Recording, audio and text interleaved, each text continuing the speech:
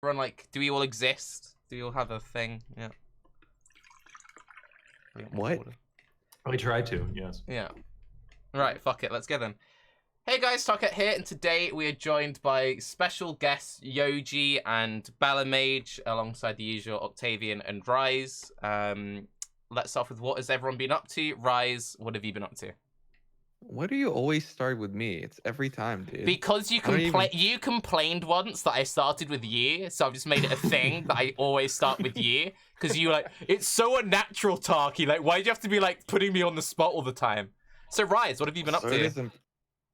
I've been playing WoW, man. I'm kind of here just for the ride, you know. I wanna get back into it. I do already have chat closed, you know. I hate being the poster boy for why Blight is bad. Because I like the league, I enjoy PoE. I just kind of like WoW more now. But apparently, if you play another game, you know, you hate PoE now. So every time anybody asks, like, "Oh, even Raiz isn't playing PoE right now," it's not because of that. It's just because I like WoW a little bit more. So you know, I'm here to kind of be, I guess, not convinced to come back, but more like enticed.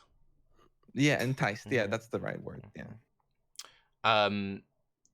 Now, I've been telling people that the reason why you and Noogie have stopped playing is because you've uninstalled PoE, burned all your supporter pack merch, and got in matching D3 tattoos. Can I see said D3 tattoo? Not on Twitch. Okay. I mean, well, it's on my channel, actually. No. Okay. So... Yeah. Yeah, fair. So when was the last time you played PoE, then? Right before the loot explosion thing came out. Like where they were changing the amount of loot, which to my understanding has been the only significant patch. Oh, yeah, where they like to blighted maps. Yeah. I don't think it was like you now get like 1 trillion boxes, but that in blighted sure. Yeah. That's not in the blight mechanics in regular maps. That's in and see, this is why I'm here. I'm just gonna be like a little bit in the shadows, you know, for this one. Yeah, that was that 2 weeks ago now, I think, because the last 2 patches we've had have just been bug fixes, which yeah, mainly bug fixes, performance. Hey, if it ain't broken, don't fix it, you know? That's what I'm saying. If it's a good league, you don't need changes. Mixed feelings on that. Yeah.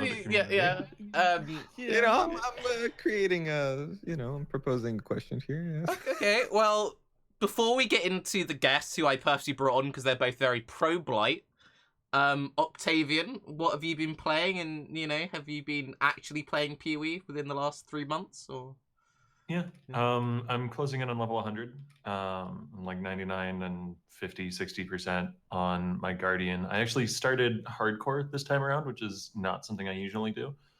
Went against my own advice, and I did end up dying to a game crash on my first character of the league. So that's why I usually don't start hardcore, because the game is pretty unstable in the first couple of weeks, and it can cost you a character. But the reason why I wanted to start it is because I had a goal to push to depth 1000 in hardcore, which I don't know that I'll achieve. It's starting to get pretty difficult and pretty rippy, but I'm going to keep pushing. I'm at around 550 something, closing in on 600, and I think I need to make some changes to my build in order to make it the rest of the way. Are you going to get first 100 time you said that, I was like, death first, or are you going to push Delve while... I've been pushing Delve while I've been leveling, but I've hit a point where I kind of want to just stop and map for a little bit so I can get the money together to switch my build over and, you know, also get that last little bit of power from hitting 100. But honestly, it would just be another 4% life node. Really, I want to get some better gear together for a swap. As the professional level 98 racer, Raiz, any advice you could give to Octavian closing in on that 100? No. What do you mean? He said 99. I don't know anything about that. I am beyond his ken. True. Yeah. All right, then. So, Yoji, what have you been playing then? Yeah, I've been mostly playing Solo Sapphire Blight, a softcore though, and I started as a Fireball character. Fireball ignites because of the changes to damage over time multiplier now being also available for ignites, as in fire damage over time.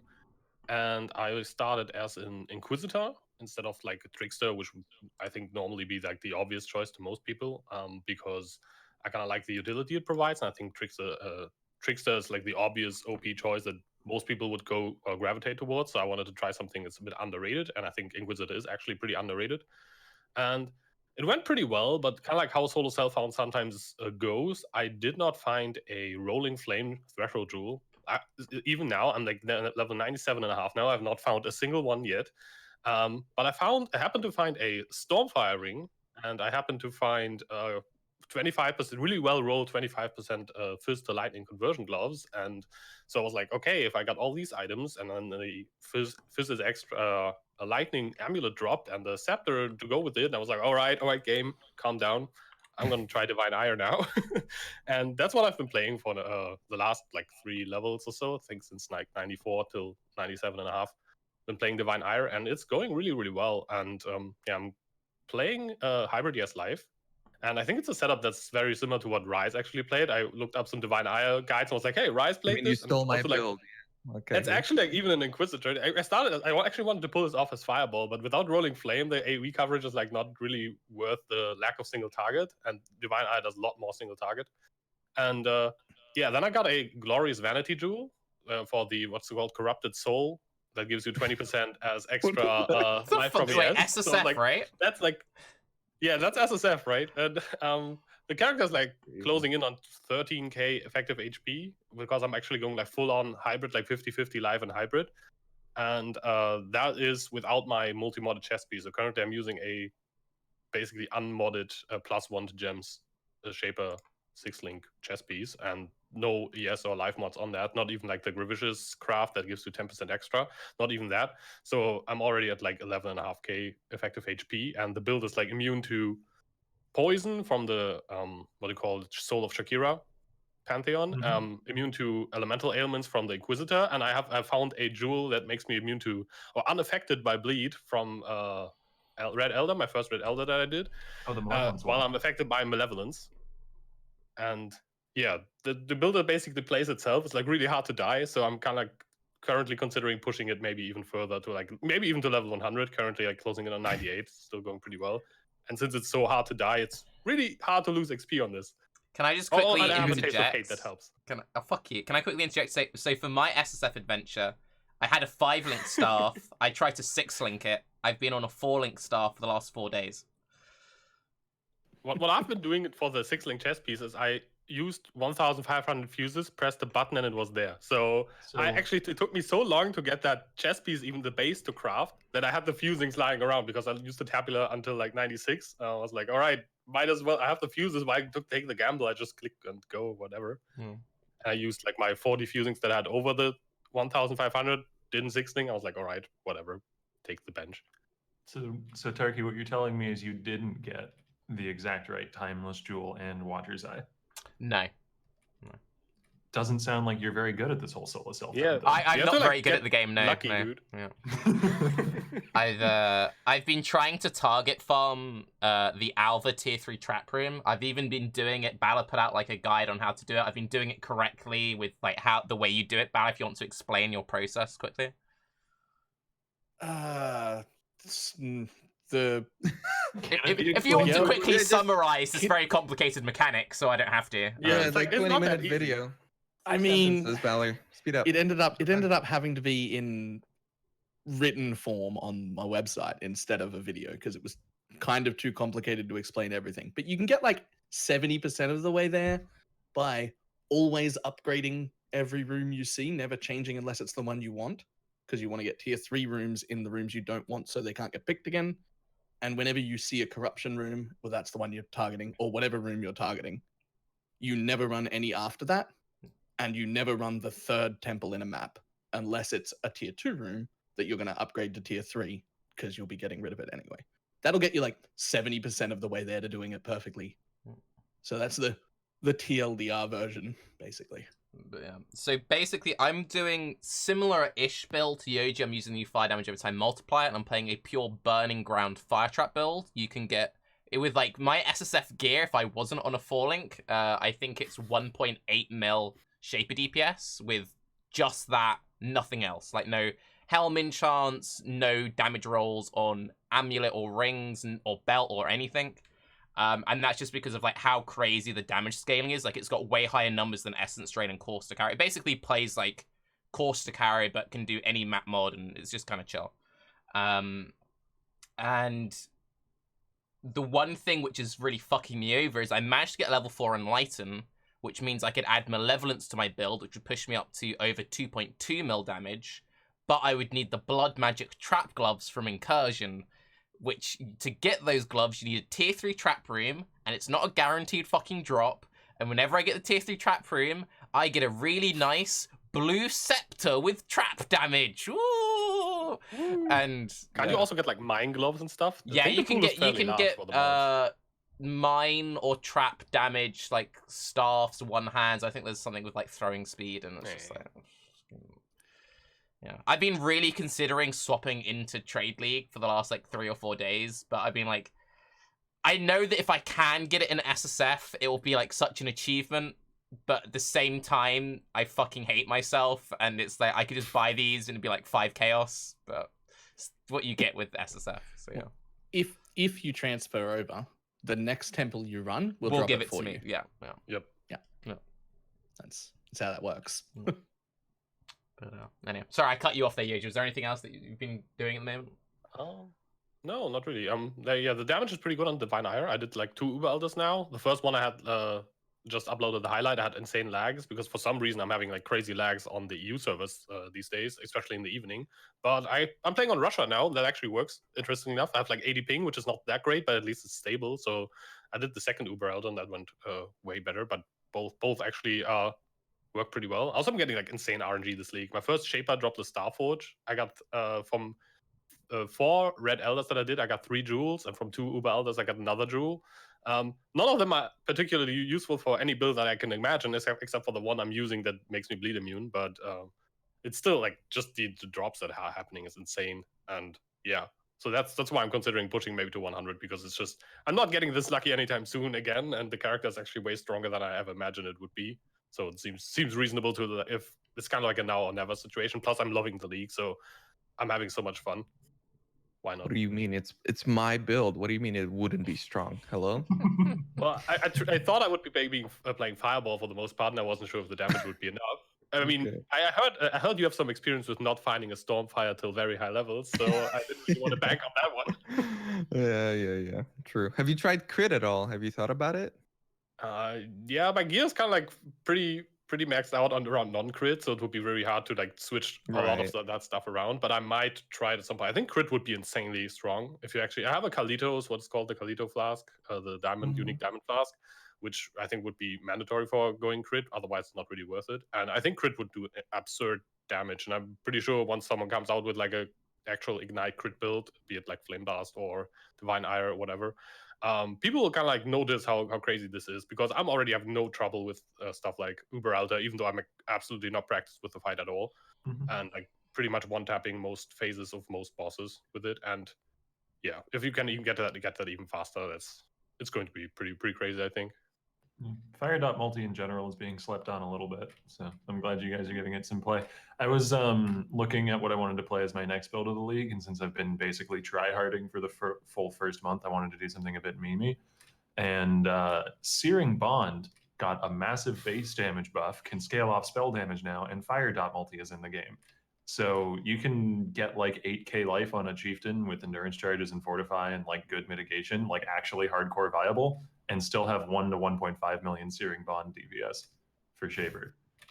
It's clear is going to be garbage. I have no illusions about that, but like the playstyle would be so clunky. I could hardcore boss farm with Searing Bond, and that sounds like something I want to do. What do you I'm mean looking forward clunky? to that. I mean, it's been a while since I've seen anyone like at all play that skill, including like people who try really memey stuff like Wolfie or whatever. Searing Bond is not much play. A smaller streamer and a friend of mine who watches my channel named Chip Damage did a Searing Bond solo self-found, I think it was solo self-found hardcore, but I'm not 100% on that, Shaper kill last league before the buffs. So before the Last league. he's or the league before, not before the buffs. He's a real trooper with this skill, and he's the one who got me interested in it. Isn't everybody playing like Flame Dash totems now? That's a natural synergy right there. Because it still links to the actual totems, even if they you buffed have one the string bond. dot on Flame Dash, I suppose. To be Flame fair, Dash I actually does damage. regularly kill mobs with the burning ground of my flame Yeah. dash without trying. Like I'll just Same- flame same dash here. through, and it's like, oh, they're dead. All right, cool. Oh. That's funny enough that works pretty well. It's even like noticeable on like some like lower tier bosses when you just dash away from them before I actually charge up my divine ire, and they eat. They actually take like half HP damage from flame dash. I'm like, what? Yeah. So yeah, flame dash serum bond meta incoming. What about you, though, Balor? How's the duck been? Well, I mean, I've only played PoE since launch because I'm really, What are really you, a liking the casual? League. But what? I've made like 5 builds so far. I started with minions because like everyone started with minions. Why wouldn't you? I made no build plan whatsoever. Didn't even have a tree. Just started playing. And it's minions, so it went great. But I ended up getting kind of bored of minions relatively quick because you don't really do anything. They just kill everything instantly all the time. What Which- setup were you going with? I had everything. I had slave guards, slave drivers, zombies, skeletons. Yeah, just SRS, those three. Nulls I had Inclination. all 3 of them, and it ended up with like 8,000 health without really trying to min-max gear. 10% of my damage taken from my specters, who are immortal, they can't die. So that's like 11% more life. And then enough damage to basically insta-phase Uber Elder in you just sitting around waiting for portals to come up in the ad phase. And it just got a bit boring, the minion stuff. So I never went back to that.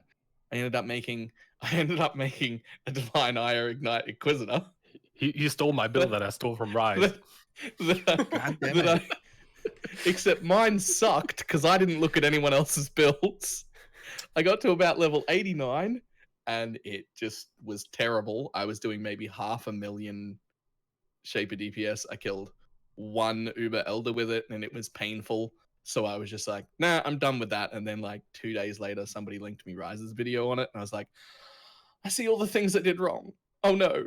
I'm not You going guys back want to to know it. the It's fine. funny thing? In that video, actually, I don't know, somehow I was using Wave of Conviction, but I didn't have full conversion, so I was actually like gimping my You were damage by hurting yourself? 25% as well. Yeah. Oh.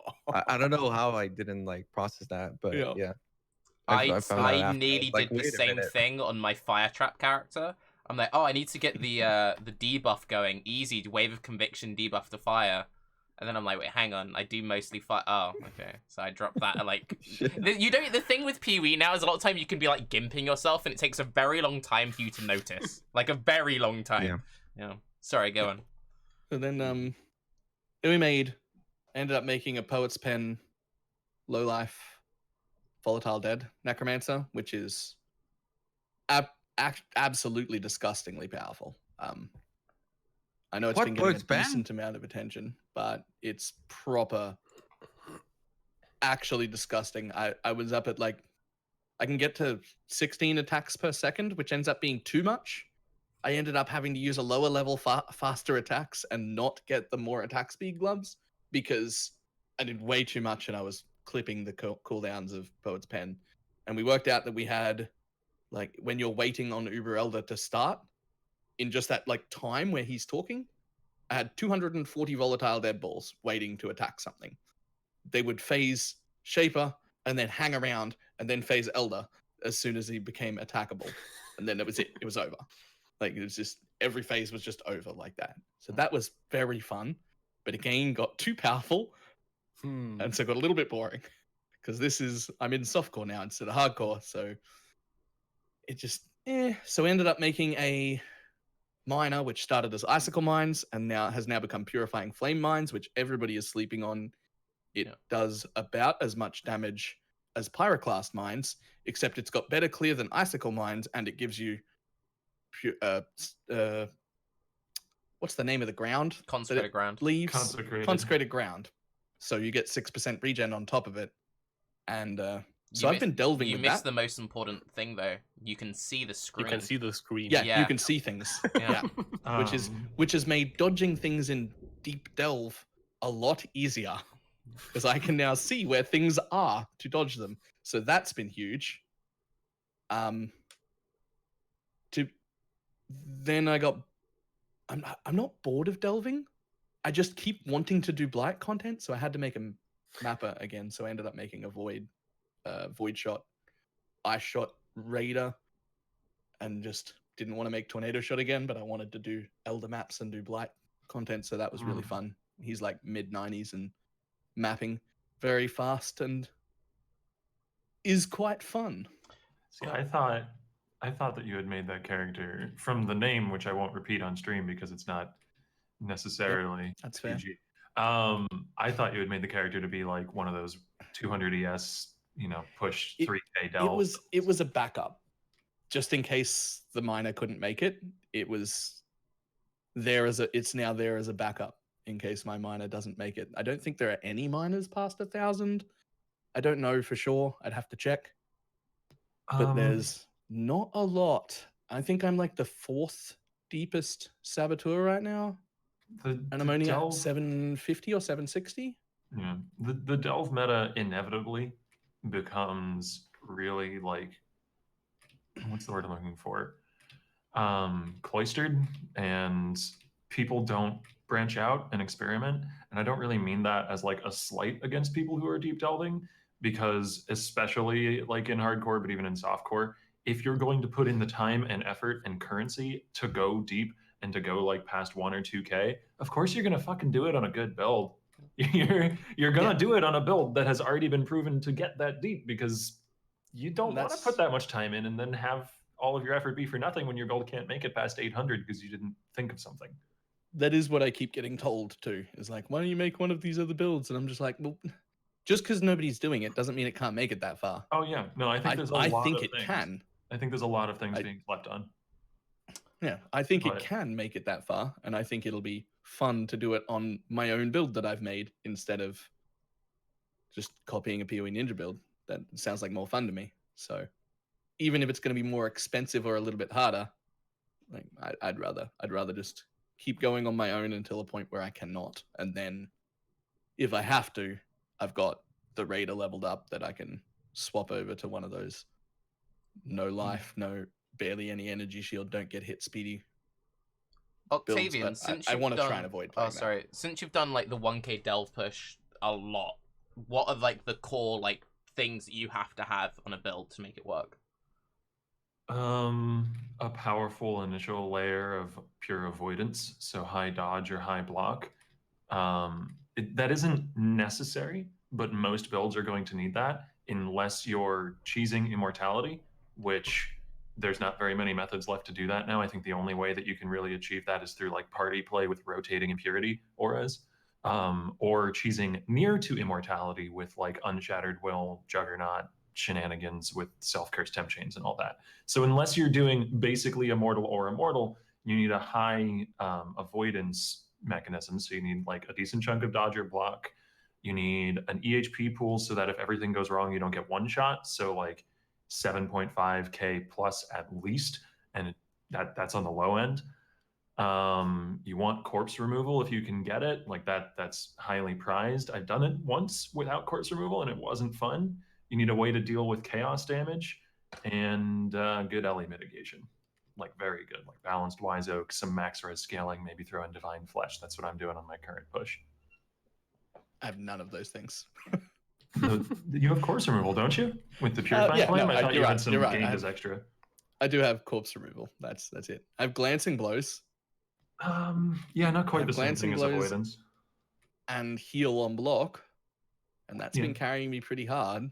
Do you have any max res scaling or like fortify or some mitigation for a hit that might get through? Yeah, okay. I got fortify.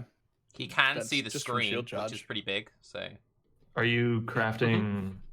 Sorry to get into like delve talk. Are you doing a fortify effect scaling amulet or helmet at all in the build? Is there room for that? Damn. No.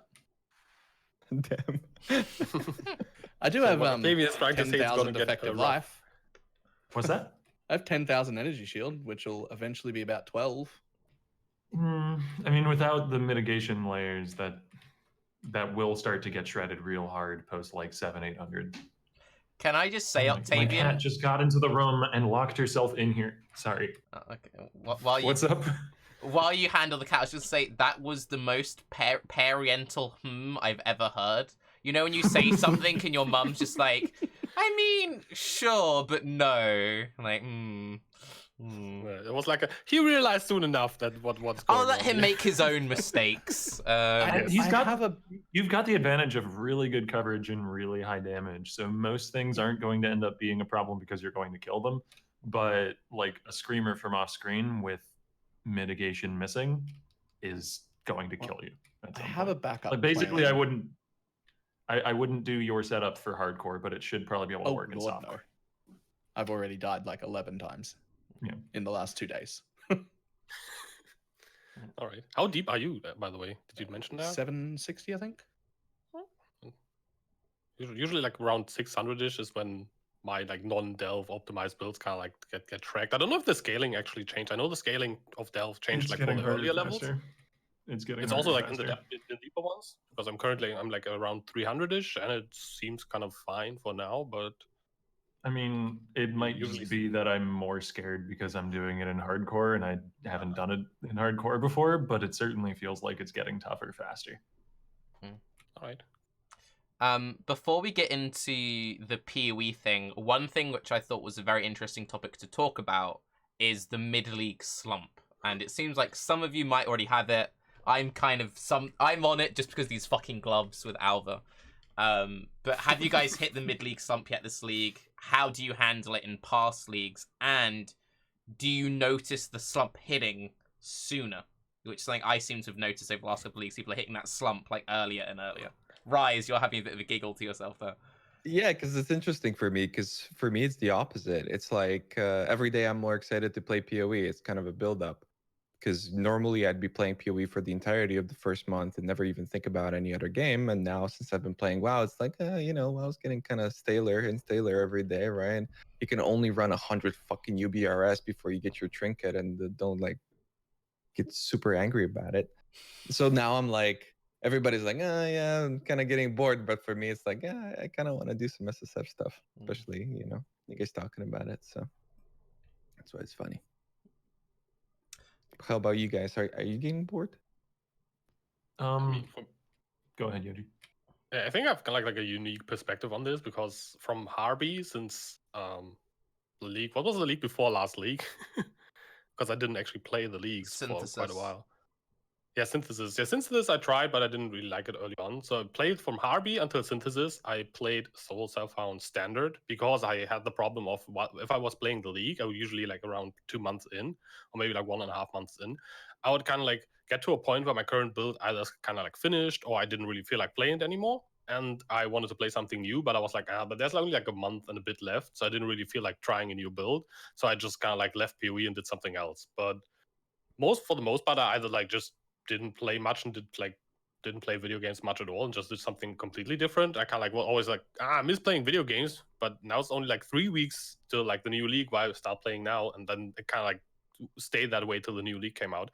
And playing standard fixed that for a while, but I reached the point after like playing the same standard SSF progression for like how many leagues, like 4 leagues or something, 5 leagues. I kind of reached a point where I basically have everything that is fun and interesting to farm, and now I only have like the really stupid grinds left for any upgrades, and that's why I now get back to the leagues. And yeah, currently for me SSF kind of works because of my limited playtime. I usually don't really hit the slump that early. It's mostly like over 2 months before I'm like, okay, I kind of I'm where I want to go with this character or whatever. And I mostly only play like 1 or 2 characters per league now. But yeah, that's kind of like how I get around it. And I'm kind of like in the luxurious position that I don't have to play video games if I don't want to. Like, I'm not a full-time streamer. It is an upside of, screw it, my PC stays off for a month. Nobody really actually cares much, except for like I still make videos every now and then, but I can talk about like real life stuff for like a few videos, or just talk about PoE without playing it. There's usually enough to talk about it as well, just to get the content rolling. But yeah, that can be an upside, and that's kind of like how I deal with it, because I guess everyone's like watching this can also relate. You can just like be okay after 1.5 months of PoE, whatever. I'm playing something else or not playing anything at all. I don't feel like that works for people. Like so often you get those guys that are like, "Hey, dude, how do I keep playing?" It's like, dude, Yep. just don't. Like, if you're bored, just don't play the video game. They're like, "No, I want to keep playing, but I'm bored. I don't know what to do." It's like, how do you stay interested? It's like, shit, man. There's definitely people like that, yeah. And I'm kind of like figuring that out as well. Last week I played Trade League and I felt like I never got bored that quickly. After 1 month with my character, I was like, okay, I have every piece of gear. I leveled 1 level higher than my previous highest character. I was just like so done with like the league at that point. And Legion kind of like suffered a little bit from not having a great end game. So I think that was kind of an issue as well. It was a bad end game. That for me is what's made the last couple leagues. Well, actually, made last league, and I am fearful it might make this league a little bit less interesting for me, and might make the slump happen a bit quicker because I really like in-depth crafting and I really like crazy new boss fights, and neither of the last leagues have had that. Blighted maps are not really my thing either. I know there's a lot of people having a great time with them, and I'm glad that the rewards got better so that people are actually encouraged to do them, and they're worth running. At least some of them. I've heard some people say that like T15s and 14s are grossly overpriced. But yeah. Anyways, blighted maps are good to run, and I'm glad that's a thing, but I've not really enjoyed them. And I imagine the regular mapping cycle will get tiresome for me a couple months in, as always it does in a league. So I'm worried that the lack of endgame will be a problem for keeping my attention. What about you, Balor? I used to think I didn't get it at all, and then like I just never got bored. I just kept playing up until the last week, and I did that for years. But nowadays it seems to be like end of 2 months, and I'm like, I want to play something else. Last league it happened very early, so I was not really a fan of Legion. I was a fan of the rewards that Legion gave, but not any of the actual no end game, no nothing. Just farming glaciers is the best thing to do. It just wasn't. So that hit very early, but I haven't had it at all yet this league, and I don't think I'm going to get a chance to, because by the time it starts to get on that this is feeling a little stale area, we'll be on our way to ExileCon. Yeah. And I'm going to be very hyped for that. So I just don't think it's going to happen this league. Yeah, that's You fair. just jinxed yourself. You're gonna wake up tomorrow and be like, dude, I never want to play this again. I get that all the anytime I realize I'm like, I'm having so much fucking fun right now. The next day I wake up and I'm just like, I never want to do this again. For me, when it hits like from one day to the next. It's literally, I go to the bed, I'm like, oh, tomorrow I can farm up this stuff or whatever, and then I wake up, I'm like, but I don't feel like farming up anything right now, and then it just stays that way for weeks. I'm like, okay, where did this come from? I don't understand it, and yeah, it's really hard to come up with strategies against something that just like bam happens like this. Yeah. I mean, I've got 4 more builds currently planned that I want to make, and not enough time to do any of them right now. And that's because I still want to keep delving, and I want to make my 4 next builds that I'm excited about. So hopefully that's enough. For me personally, I've noticed, I think Betrayal was the last league where I was excited to play every single day of the league, like from start to end. Every league since then I've enjoyed, but I think it's a bit awkward for me because I'm in a long distance relationship, so what often happens is towards the end of the first month, I'll like go away for like a week.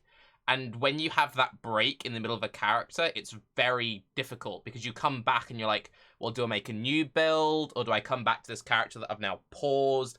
And once you get that slight like uncertainty, that's when it like trickles in a little bit. And I think it's also because I've been playing. So the reason I did SSF this league is because I've been playing mostly private leagues, and I really love private leagues. But because I'm the streamer hosting the private league, if I go away for a week to visit my girlfriend, my private league will die because people don't play when the streamer who's hosting it isn't there. So I'll come back like, oh, I don't know what build to play, and no one's playing my league anymore. What do I do? So I decided to do SSF this time around. But the thing which is kind of funny now is I'm really butting heads with my current character because I'm like, I can either keep grinding this character to maybe get these gloves, or I could re-roll another build which I will enjoy a lot more in the short term. But ExileCon is now less than a month away because I leave on the 4th. So it's kind of like part of me was thinking about starting in hardcore, but I'm like, well, do I really want to start again from scratch when I'm leaving in this many weeks? It's funny like how much that fucks you up. Like streamers get this a lot in chat where it's like, hey dude, the league started 2 days ago. Is it too late for me to start playing now? And you're like, no, you've got like all of these days. The fuck is wrong with you? Like, why are you being stupid? But even though I've got like 4 weeks, I'm like, oh, is 4 weeks really enough time? It's, you know, so I if you think about it, you just played like the league's been running 4 weeks, so you can get where you are right now easily within like the next 4 weeks. But yeah, I have the same problem. Even though logically it just makes sense to like start another character, you're like, but what if I want to play it longer than the league goes? So I don't know. I think characters in like a week. Does everyone not do that? SSF, by the way. Yeah, SSF. Also, like full-time working, by the way. It's kind of tricky for me. Sometimes I only get like 1 hour to play for like Monday till Friday each day. And that really isn't a lot to get a character anywhere in SSF.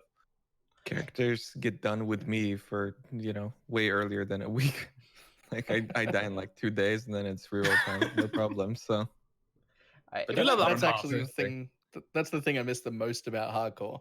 Yeah. Is that it would just some days it would just be like, surprise, new build. yeah. You're done. I do really miss really that about miss that. hardcore. I'm not very good at that.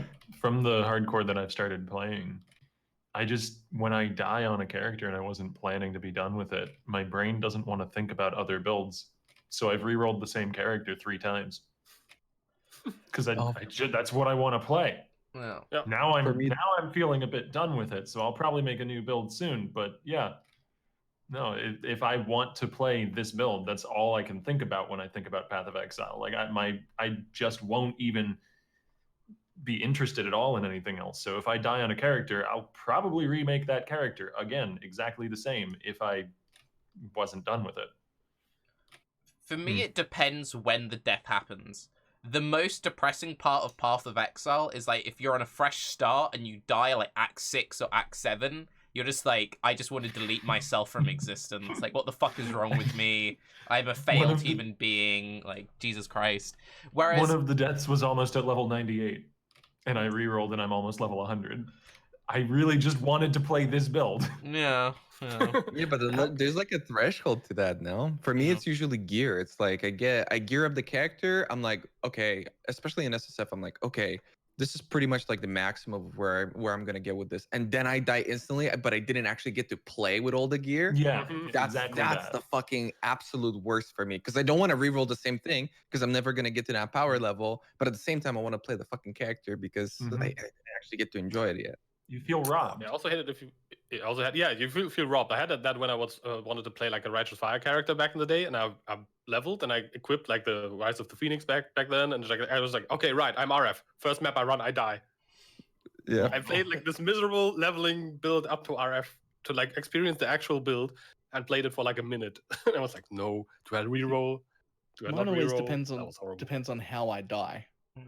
Like if I die to a game crash or a disconnect, then I'm annoyed and I will remake the same character because I wasn't done with it. The build didn't fail and I didn't fail. I need to see it through. But if I die because I've done something stupid, or I die because I feel like I should have been able to take this and the character didn't or wasn't ready, then that character's a failure and I'll move on and I'm happy with its failure. Or I'm happy with my failure and I will just move on and try and fail less next time. That's fine. It's just all up to how it dies. Yeah, my most painful death, which sticks with me. I think I've had worse, but this one really sticks with me. It was back when Voltaxic Spark was decent, and me and my friend Kane, who used to race a lot together, we both leveled as Poison Spark, and it was really painful leveling it. And I stopped to do something on stream, and he just kept going ahead of me. So he'd already equipped his character; he had it all fully running. I had 6-link Voltaxic, 6-link everything. As soon as I equipped it all, we entered a zone. He was like 10 foot ahead of me and aggroed a bunch of titty bitches. I didn't get to press a single spark. I got killed by the volley that targeted him, lost it all, and then I spent about 20 minutes just calling him a cunt. And that is his sub sounds. If anyone ever subs to him, it's just me just calling him a cunt for like half an hour. So, yeah.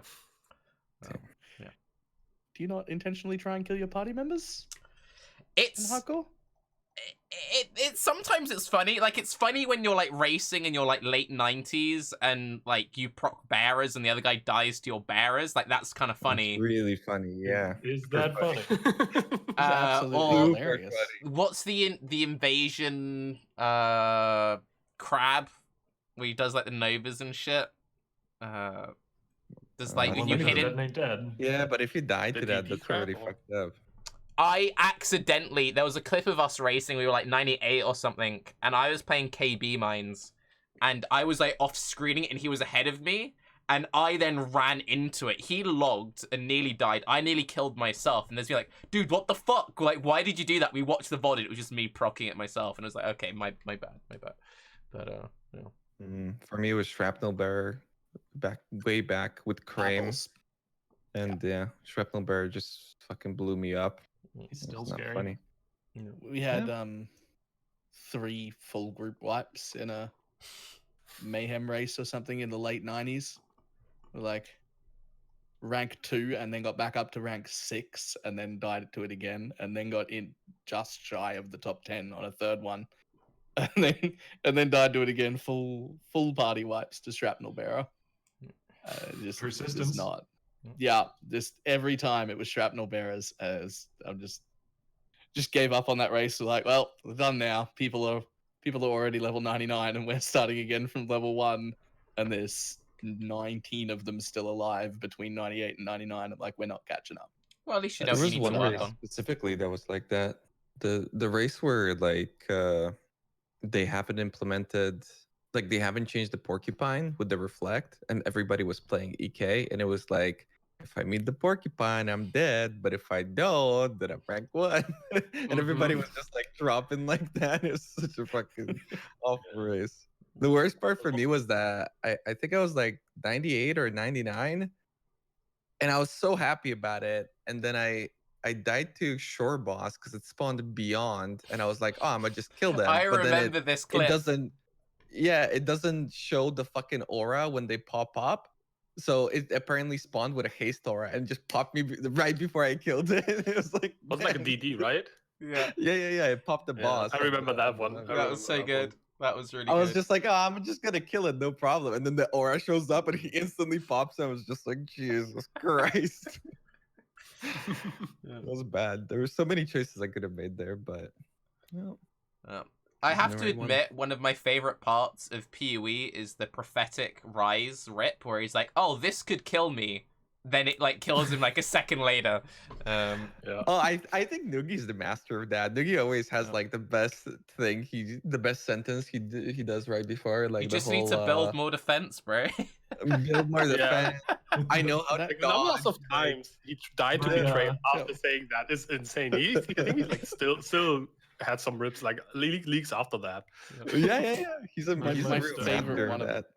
My He favorite one cursed of those himself is, for, but like, I know years how to to dodge. Yeah. But I know how to dodge, so I don't die. It was years ago. And then just instantly dies. It's great.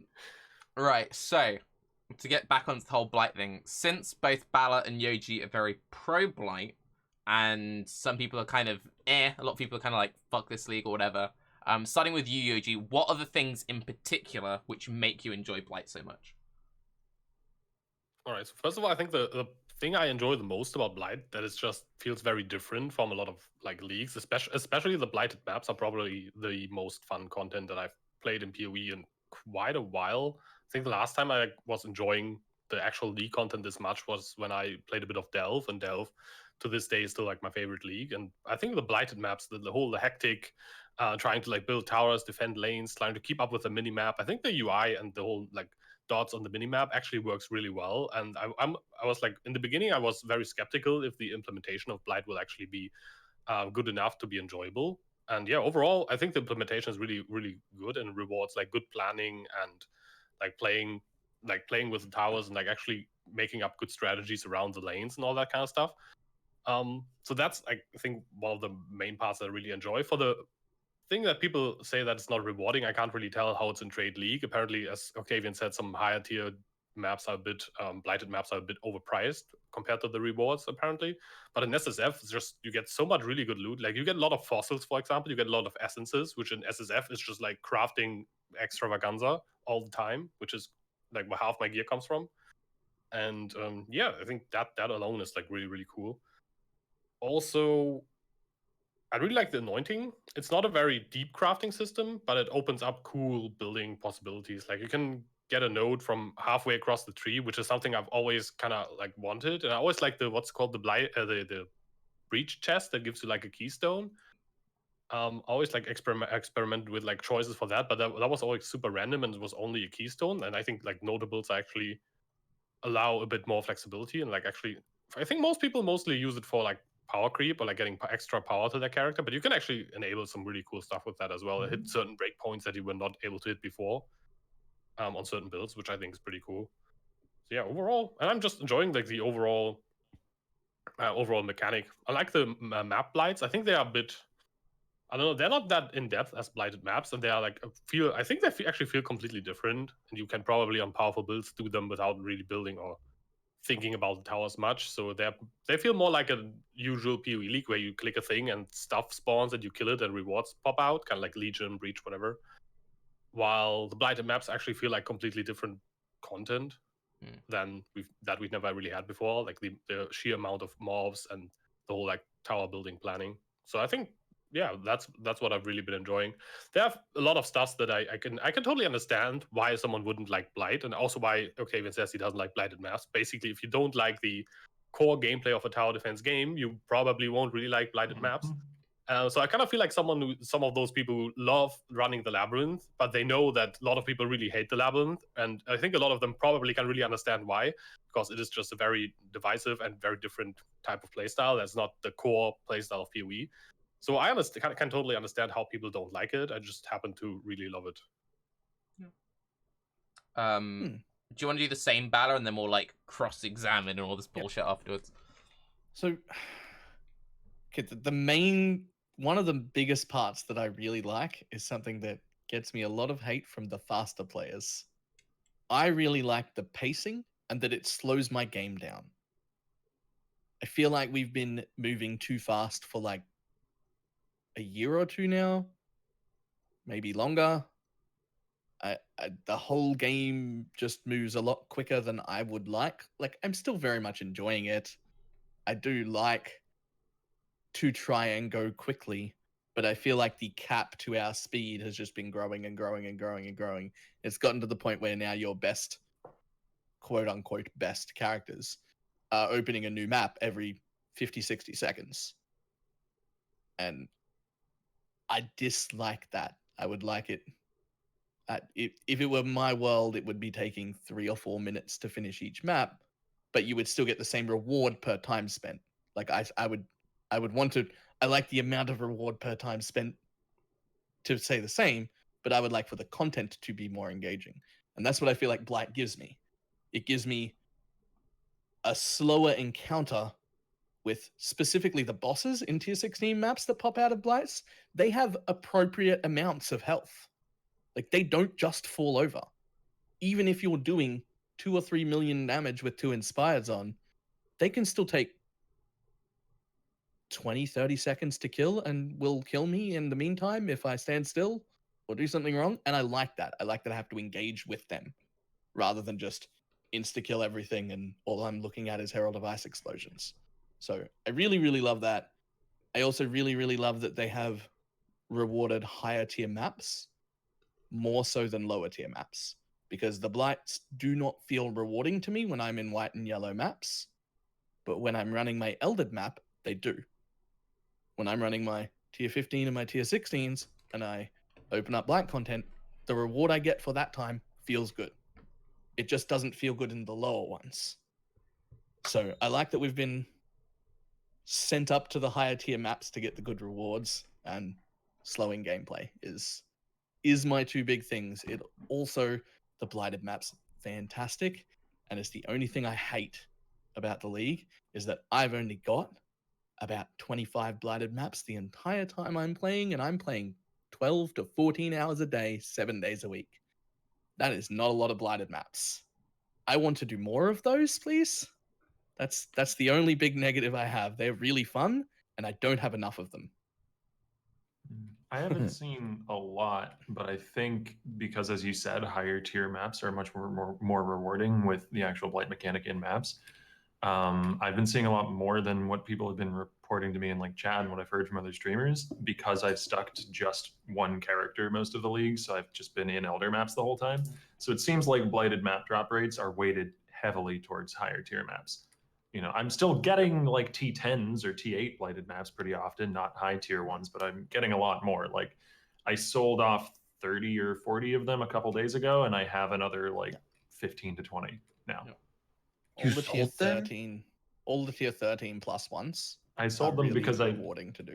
I don't like running them. I don't like tower defense. That's why I didn't think I'd like this league very much. And Yoji hit the nail on the head earlier. The mechanic in maps isn't tower defense. The mechanic in maps is just, it's monsters in a line. It's Abyss, but they come to you, you know?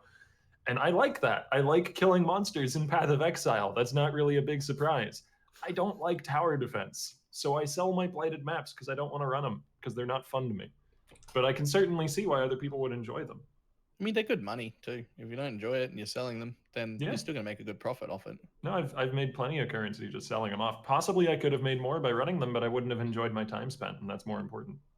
I think that's an interesting point though, because the whole like if you like tower defense you'll like it thing, like when Noogie was on the last episode, the main reason why he didn't enjoy this league is he really enjoys tower defense and it doesn't feel like a tower defense. And it's the kind of this awkward thing where if you're someone like Octavian who really doesn't like the genre, then you're like, well, it doesn't appeal to me. But if you're someone who really likes the genre, it's not deep enough into that, so it doesn't feel right. So As To far be as the fair, mechanic in though, maps, yeah. like Noogie enjoys a very specific type of tower defense. True, So true. there's many different ones, right? Like this is way more up my alley, which would still be considered tower defense. With the one they usually quote is like Enfos from Warcraft, where you do have a hero, and it's not just coming from the towers or like building up the maze and all this sort of stuff. I've said it a lot. This league feels way more like a horde mode than anything else. Yeah, I would agree with Yes. that for sure. feels There's no like, waves. I want I waves think- in tower defense. I think something that they could do to prevent a glacier situation, but still make it feel more worthwhile in lower tier maps, because I think that's where a lot of the complaints might be coming from, is people, you know, don't zoom to endgame as quickly as someone who can play the game for a living. So they're going to be spending more time in white and yellow maps where Blight is kind of underwhelming. Make those encounters a little less intense and take a little less time, and then scale it up as you get into higher tier maps, because it makes sense that they get more difficult as you get into higher tier maps. But that also has the effect of making it more worth your time to do the lower tier ones, because they're just a quicker encounter for the same rewards. There's also And I the don't awkward... think. Oh, sorry, go on. Go ahead. I was gonna say there's also the awkward thing that if you level a fresh character, especially if you level slowly, you'll notice that the encounters are like more interesting in like Act 10 than they are in white maps. So you have this weird thing that if you are a slower character, like you're going through slowly, you're not rushing or whatever, you're like, oh, this is fun while leveling, and then you get into maps and it's like, wait, hang on, why is this now suddenly gotten easier? And yeah, it's a bit... Yeah, I noticed the same thing. I did like every Blight while leveling because I just enjoyed doing them. And I think while leveling, they were like really challenging when the build is not really fit together. I would fail probably like 1/3 of the Blights or something. But I really like just doing all of them. I was like over leveled by like 10 levels at some point, because I was like, okay, maybe I should not do every single Blight that I find. But I just love doing it. So I kept going for a while. And yeah, once you hit like I think up to like tier 3 maps or so, it takes to like even reach the Blood Aqueduct level of some Blights. Although Blood Aqueducts, it also depends a lot on the layout though. Like Blood Aqueducts, for example, usually has like particularly easy Blights because they're always in a line, because of how the map is just like straight lines all the time. And depending on what build you play as well. Like when I was playing Fireball, I had no trouble with like lanes coming from all directions, because whenever it's like a lot of mobs, I just press the VAR Fireball button, everything dies, I'm good to go again. And Divine Ire, I like charge up and shoot in one direction at a time, so I can actually get overwhelmed if there's like 6 or 8 lanes coming like, from all directions. I actually have to like rely on towers quite a bit more. And I think that's a thing in general. I think your experience on the blighted maps, or like, and also on the just like the map blights, even in higher tiers, depends a lot on like the power level of your build and like how much damage and AoE coverage you have. Like you can have a like insane single target damage build, you probably will have a lot of trouble with I don't know, with blights coming from all directions. And the same as if you're playing something like a maxed out Spectre build, they're probably killing stuff and you don't even need to build towers, from what I've heard. So I think that also makes like a huge difference how you experience the mechanic, as in if you actually feel like you're playing tower defense, or if you're playing like your character is dealing with everything just fine and it's just, yeah, you like killing stuff as always. I do think it's in sharp contrast to last league though, and it's a step up from Legion in terms of build diversity and how welcoming the mechanic is to a large variety of builds, because you've got that like evening factor of the towers. Yeah. You know? Yep. I mean, on top of that, the monsters just move slower and it's overall easier to handle than a Legion. Yeah. But like any build, regardless of what you're playing, you can anoint a couple rings with like Sentinel range or something and have that, at least that level of power going into the encounter. Yep. That's true. So I like it in that regard. I really didn't like how constrictive Legion was on build choices. If you later on in the league, when I was trying to branch out and do some more strange builds, try hard a bit less, it felt really terrible whenever I was playing a build that was maybe interesting in one regard, but the clear was just crap. And I started to get a feeling of like just dreading every single Legion I opened because it would feel disappointing every single time. And Blight, I don't have that feeling with Blight. Like I feel like, yeah, I can play Searing Bond. Maybe I'll fail a couple Blights more than I would have otherwise, but I can build some Glacial Cage towers and it maybe will work. But to be fair, you have that feeling because you've invested enough time that you can sit in reds all day. Whereas if you were someone playing on a much slower schedule and you were in yellows and whites, as you've just established, you'd probably be like, oof. I think, because I agree a lot with what Balor said, it is nice having a slower game. I think one of the biggest issues I have with Blight, and I enjoy Blight, is I find it a lot harder to get into a rhythm these days. Because it's a case of, if you're running like the same map over and over again, and you're clearing a map in a minute to 2 minutes or whatever, you get into that natural rhythm of, okay, I'm just spamming these maps. And the new master mission system is amazing for staying in that rhythm, because you only stop to do Alva when you want to do it, right? You're not like jumping all over the place. But then you have this case where you have Blights, which are so inconsistent in, are they all one lane? Sometimes you have an encounter which lasts for ages, sometimes it lasts for too long. Because I've been target farming Alva, I've been running a lot of yellow maps because I had a bunch of yellow missions, which means I keep getting more yellow missions. I've kind of been stuck in yellow maps for a while. And when you're spamming that, then blighted maps are kind of like, oh, this is fun. I'm holding right click for 30 seconds and not moving because they're all in a line. This is great. And then sometimes you get that really hectic one where they're coming from 8 different directions and it's a super long encounter for some reason. It feels great. And I think that inconsistency is a big thing. And especially since Summoner is the build which can just face roll everything AFK, and most people are playing Summoners this league, when like 50% of the player base are playing a build where you just get to AFK for like a minute and get loot, then it's kind of like, well, what did you expect? You know what I mean? Yeah. I think that's something that I thought about last league as well, and it's kind of like the same in this league, that there's a disconnect between the like archetype meta that they brought in for the league, which is mines. I mean, I guess Icicle Mines is like very, very similar, as in during Blight, you probably just stand in the middle and they clear most of the stuff just by like spamming the mine chain. And Summoners as well, just AFKing, and the league not really, I mean, it's good for the league, it works really well against it, but you don't really engage with it. And I had the same with like last league, where it was a melee league and I played an actual melee skill, not Cyclone, and I realized that had I just played a spellcaster or like a range build, the league made so much more sense and would have been so much more rewarding, because Legion was one of the most rewarding leagues when it came to rewarding just sheer clear speed and AoE coverage. And that was the league when they introduced the melee buffs. Kind of like I felt like there was a little bit of a disconnect, and I feel it's similar this league as well, which is maybe something that GGG could improve on, that they kind of like choose the non-league content to match with the league content a little bit more, or a little bit better, and like kind of like think about how those two could interact, which would be, I think, a big step up for like future patches if they actually manage to align that. Let's say if they, I don't know, did like a bow rework and put out Legion, everyone would be playing bows and be like, whoa, Legion clearing is so fun and so awesome, and not be like, this, I don't know, what are you playing? Heavy Strike. It's not that great against Legions. I played Ground Slam, and while Ground Slam was a bit of a saving grace, it didn't really feel anything like Val Arc, Essence Drain Contagion, Val Eyes Nova, those like chaining type of spellcasters. Yeah, no, I agree with that. That's interesting. That's not something I thought of, but the spell rework that was a few leagues back, if that had happened with this league, like if those two were joined together, they would have worked fantastic. Because there was a bunch of different spells that were working from range. All of them in that meta would have worked well with this league design. Totem's got a bit of love then as well. Yeah, that would have been great.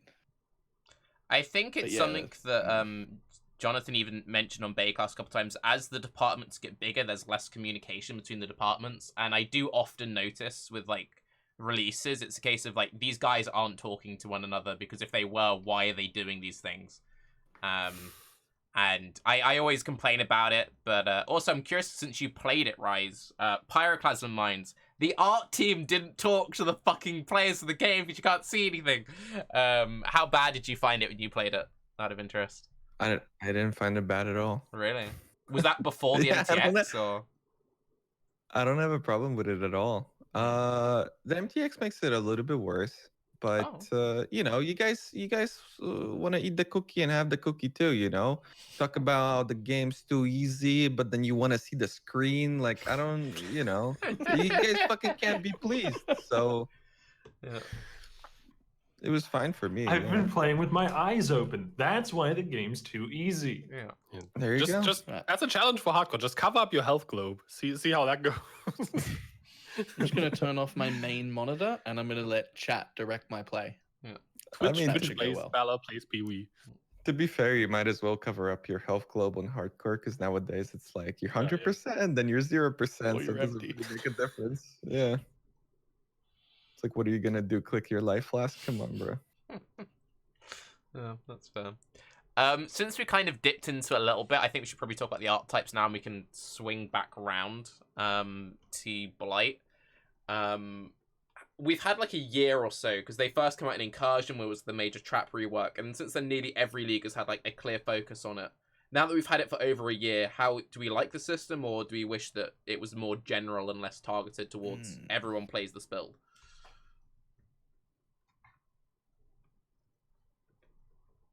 I don't think I understood it. What did you say? I get it.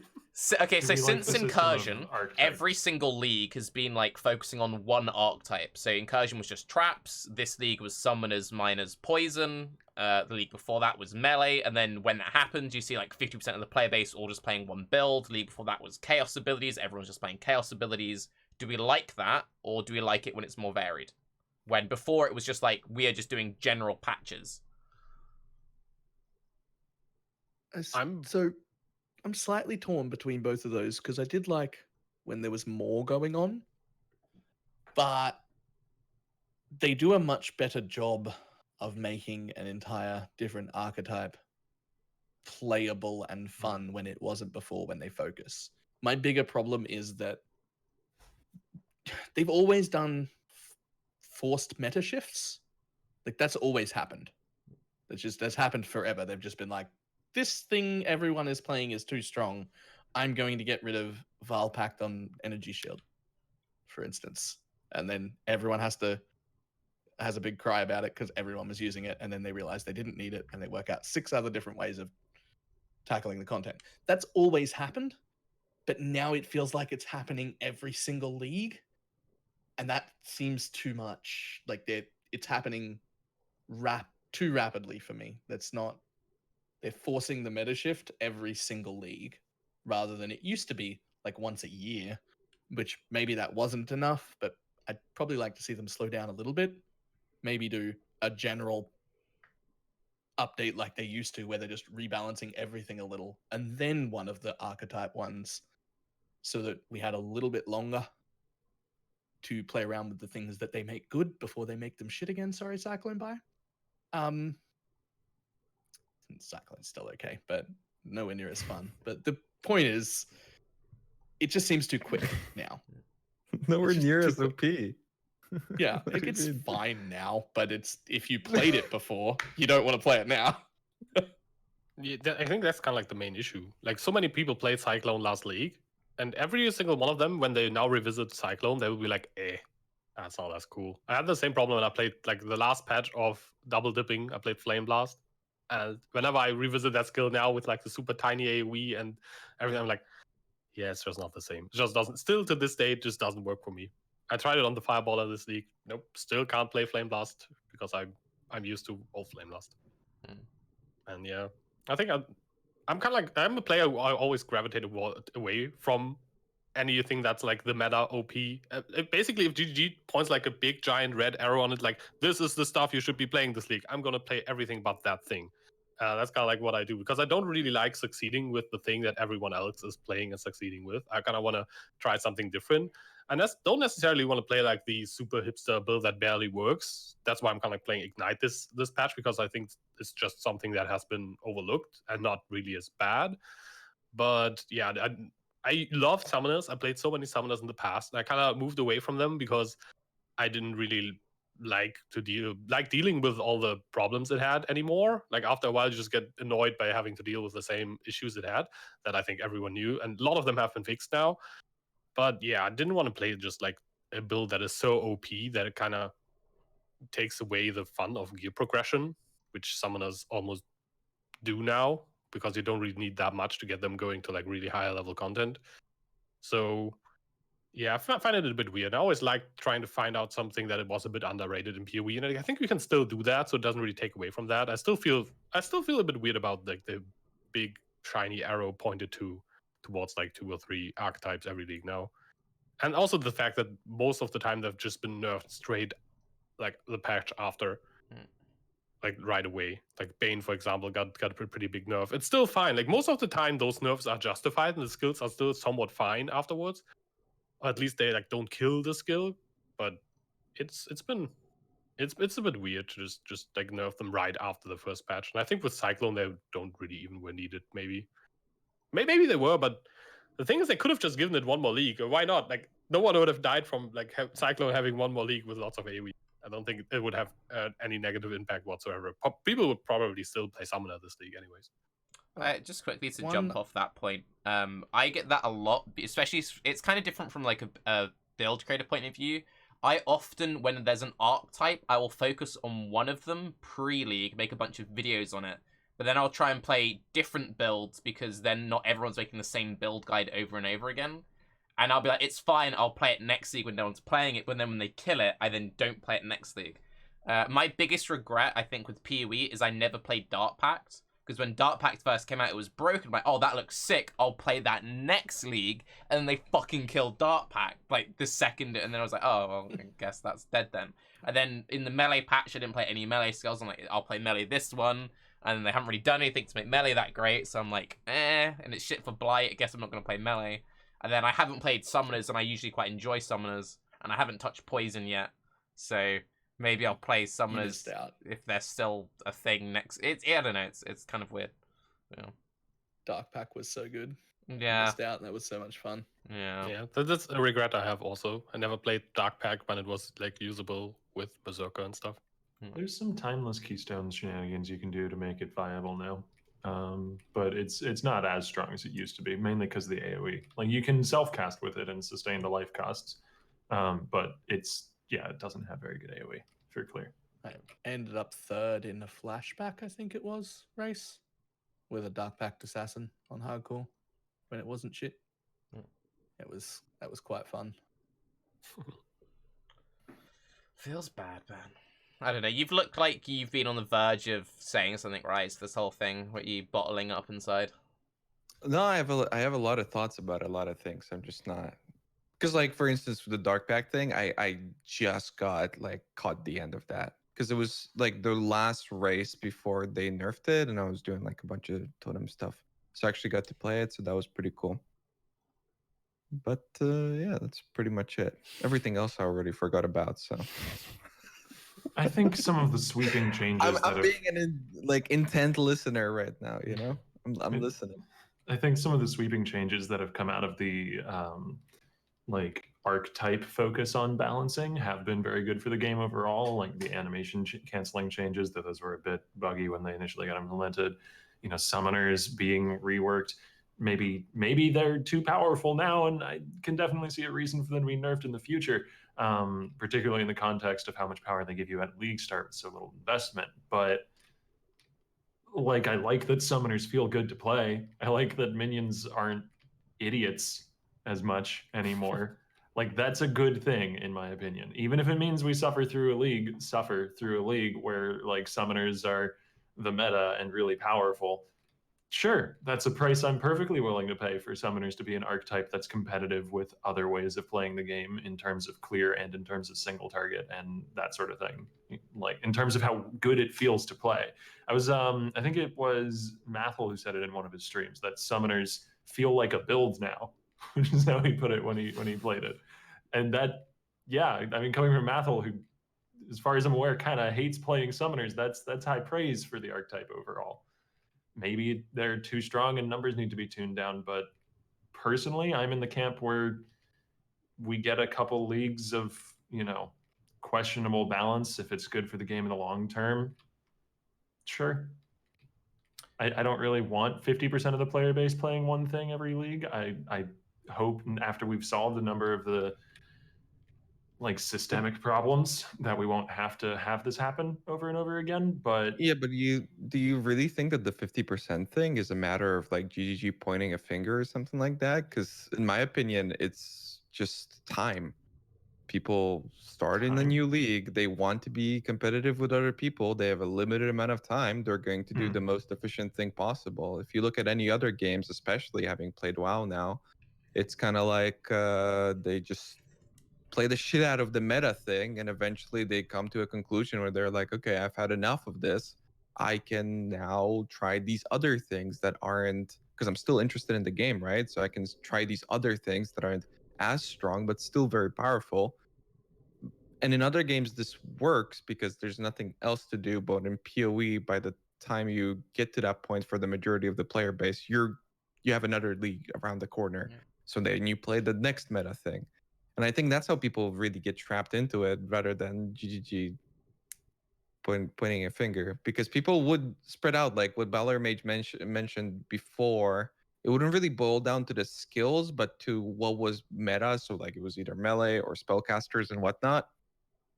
And yeah, people would switch around with different skills, experiment a lot more. And then yeah, after a year, it would be like, okay, now you guys are playing melee because there would be like a significant buff or change. Yeah, I mean, I've said it when this topic came up back when Winter Orb was King of the Hill, that I thought that the Winter Orb meta was down in part, of course, to how powerful Winter Orb was, but as well down in part to the player base getting larger, the tools to disseminate information getting better, and players as a whole getting better at the game. So people more quickly recognized what was the most powerful build.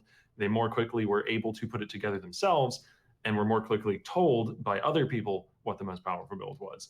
So even if the difference between the most powerful thing and the next most powerful thing is 10% on whatever power o-meter you want to use to measure it by, that's going to be enough now to push the meta to that one thing because of how quickly the player base at large is able to jump on that train. I think it's a mix of that and a few other things though. Like there's definitely the case of like people always gravitate towards, oh, Mathel just made this really OP new build, everyone's gonna play that now, right? Like that's the thing, we all know it's the thing with PoE. But I think it's a bit more extreme, especially in the last couple of leagues we've had with Legion and Blight, where there's a very strong focus of, okay, these are the most powerful builds, but then also these league mechanics really favor these builds.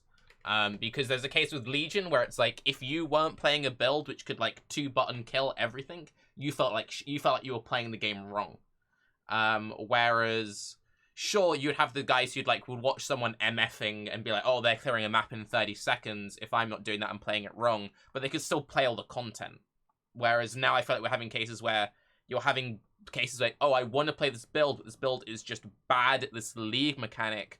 So, for example, like Righteous Fire is really bad at Blight. I know a lot of people said like, oh, like, did you try RF this league? And they're like, yeah, RF was pretty cool, but I quit the character because it just doesn't work for this league. And it's like, oh, okay, well, that's kind of sucks.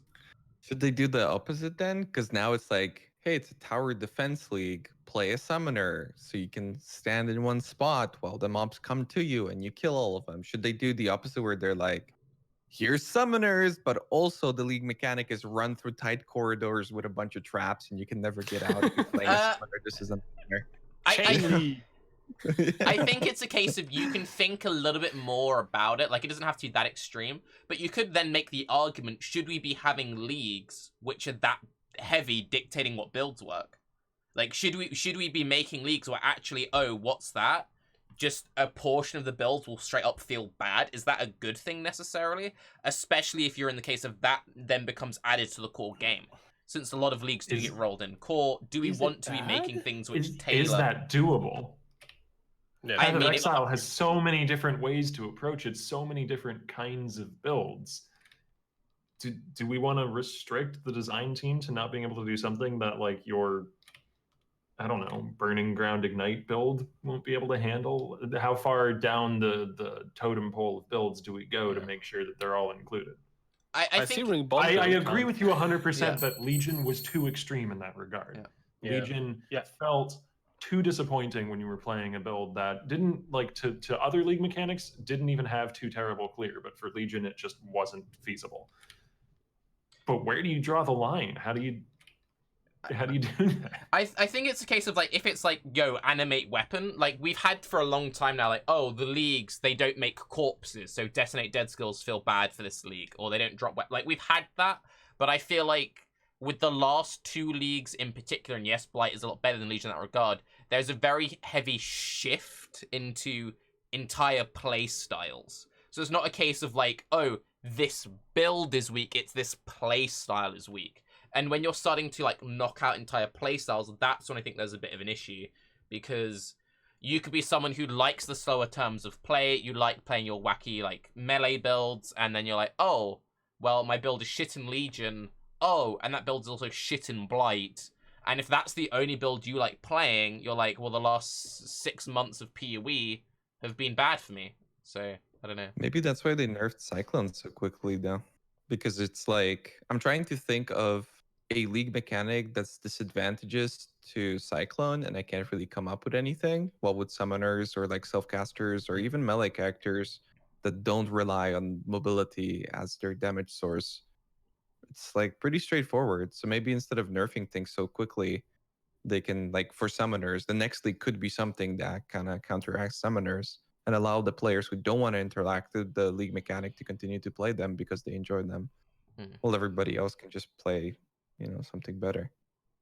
I don't think I like the idea of having the league mechanic as a balancing tool as much. I think it is, as Octavian said, I think it's impossible to not have some sort of divide between, like, what builds work better than other builds for the league mechanics. But I think they should definitely try to not get that gap be too big, as in Legion, where there were builds that one-tap the whole Legion, and there were builds who had to 1v1 every single mob, basically, it felt like.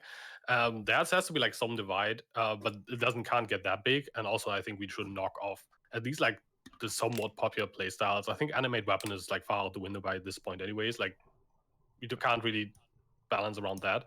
But RF has been a popular playstyle still for quite a while now, and it being this bad this league kind of, like, probably feels pretty bad. If you played RF for a few leagues and always, like, people have their, like, go-to builds, that is the thing, and people have their, like, go-to league starters that they know very well and they know that will work. And that's usually what they play for league start. For me, for a while, it has been the summoner, and then I kind of, like, started to diversify a bit. But yeah, if you're one of those, like, I love playing RF people, RF really doesn't really work for Blight. Simply just doesn't, because of you have to actually be in every lane at the same time, and that you can't be there, and that's kind of it. Isn't that the death of games, though? Yeah, go ahead, Balor. I'm not entirely sure that it's a bad thing that a league mechanic might rule out a certain archetypal play style and make it feel terrible. Like, it is a bad thing, but if you start trying to consider how do we make it so that every build type can work well with this league, you get a lot of limited design choice when making it, and that would, I think, lead to a lot of less interesting things. Like, whether you like Blight or not, I obviously do, everyone is happy that they tried something weird and out of the box. Like, that's the thing we like. I don't know Everyone about likes that. everybody. No? I think the Well- 20% of the player base compared to last league would disagree with you. You know, it's like Really? a lot of people Like did WoW and praise. A Borderlands. lot I of like it people personally, did but a lot of praise people- Legion for like they're finally returning to simple league mechanics and it works and this, that, and the other. So Yep. you know, And I actually like that for every now and then. I don't think every league mechanic should be simple, but having a bit of a simpler one every now and then, I think is fine. Played. I like my league mechanics to be different.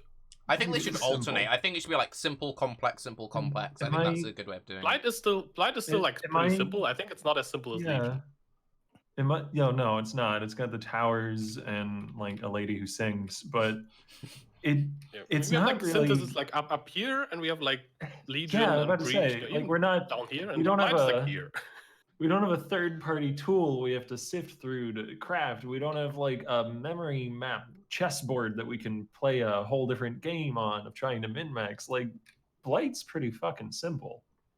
There's it's not like click thing, kill experimental stuff. in scope, but in terms of the actual, it's very straightforward. You click the button, Yeah, it the is- mobs And that's come not at you. necessarily a criticism. I'm liking the league overall, but it is monsters in a line with some turrets you get to build. Like tower defense has been iterated and reiterated upon so many times because it's a simple and intuitive and straight to the point kind of core concept for a game. And it's fun. I'm told. I don't know. I don't play it much. I think it's one of those things as well, where there are I say there are 4 different types of players in Path of Exile. If you can think of any others, please add them in. You've got the casuals who just play what they just want to play something new. That's all they care about. You have the mappers who people like Grimro, people like Cute Dog just want to zoom. You have the crafters who want engaging new ways to craft items. Then you have the bosses and they want like new bosses. And when you're making a league, you should try and tick as many of those boxes as possible. And we've just had 2 leagues in a row which just kind of tick 2. And I would argue this league only really ticks the 1 box, because I don't think it's a great mapping league. It's not a great crafting league, and it doesn't have an endgame boss. So it's only really good for people who want something new. Is that fair? By the way, like about the bossing thing, anyone else noticed that there's a dialogue with Cassia where she like hints at a Blight boss, but I think there might have been one planned at some point that didn't make it in. Because when you complete your first Blighted map, a new dialogue option becomes available where she's like, there's like a bigger brain behind the whole Blight. I was like, oh, damn, guys, there's a boss coming. It's actually a boss. And then she's like, yeah, there's like a bigger power controlling this whole thing. It's not just like random fungus. There's like something controlling this thing. I was like, oh, there might be a boss here. But there just is no boss. I actually felt like that maybe there was once a boss and they just left the dialogue I in. did not You have to notice get the that. right combination of oils onto a T15 map.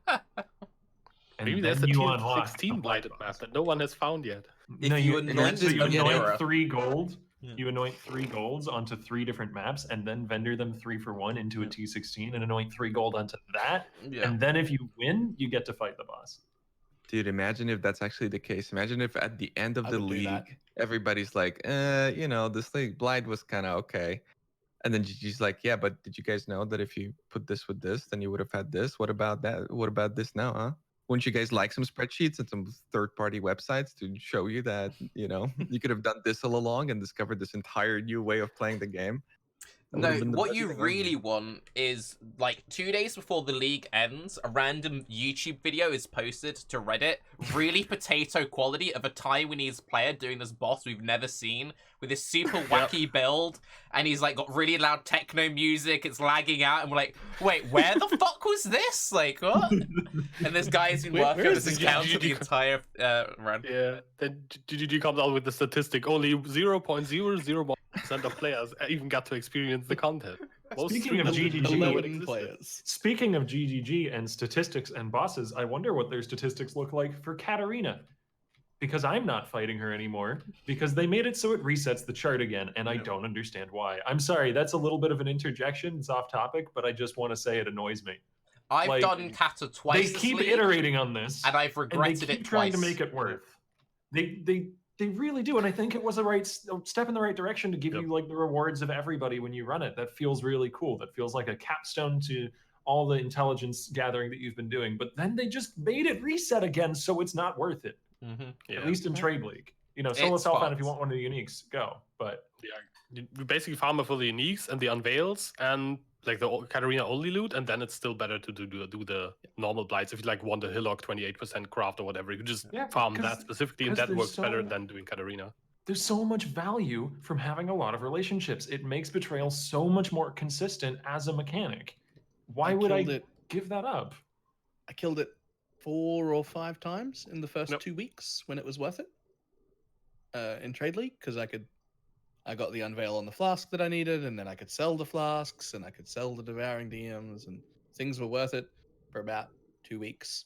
And now you can just buy those uniques unveiled for like 10C, and so I'm just never doing the fight again. It's like, nope, I'll just have my relationships, thanks.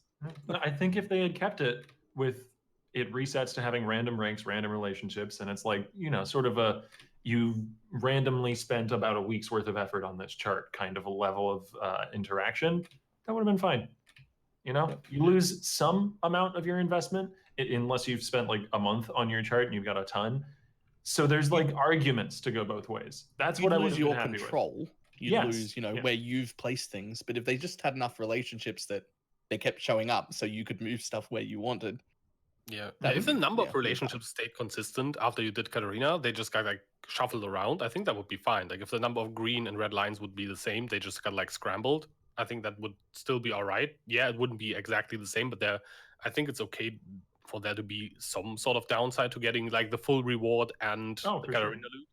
So I think that is okay. But yeah, I feel like right now I actually understood it differently as well. Like when I read the patch notes, I understood it that way, that nothing really changes except they get all like covered up again, and your board gets hidden again. That's like all I thought would happen.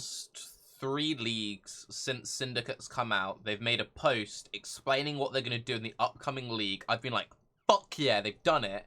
I do Mastermind the first time. I'm like, that's not what you told me, dude. You fucking lied to me. Either I'm stupid or that's not what you said you were going to do.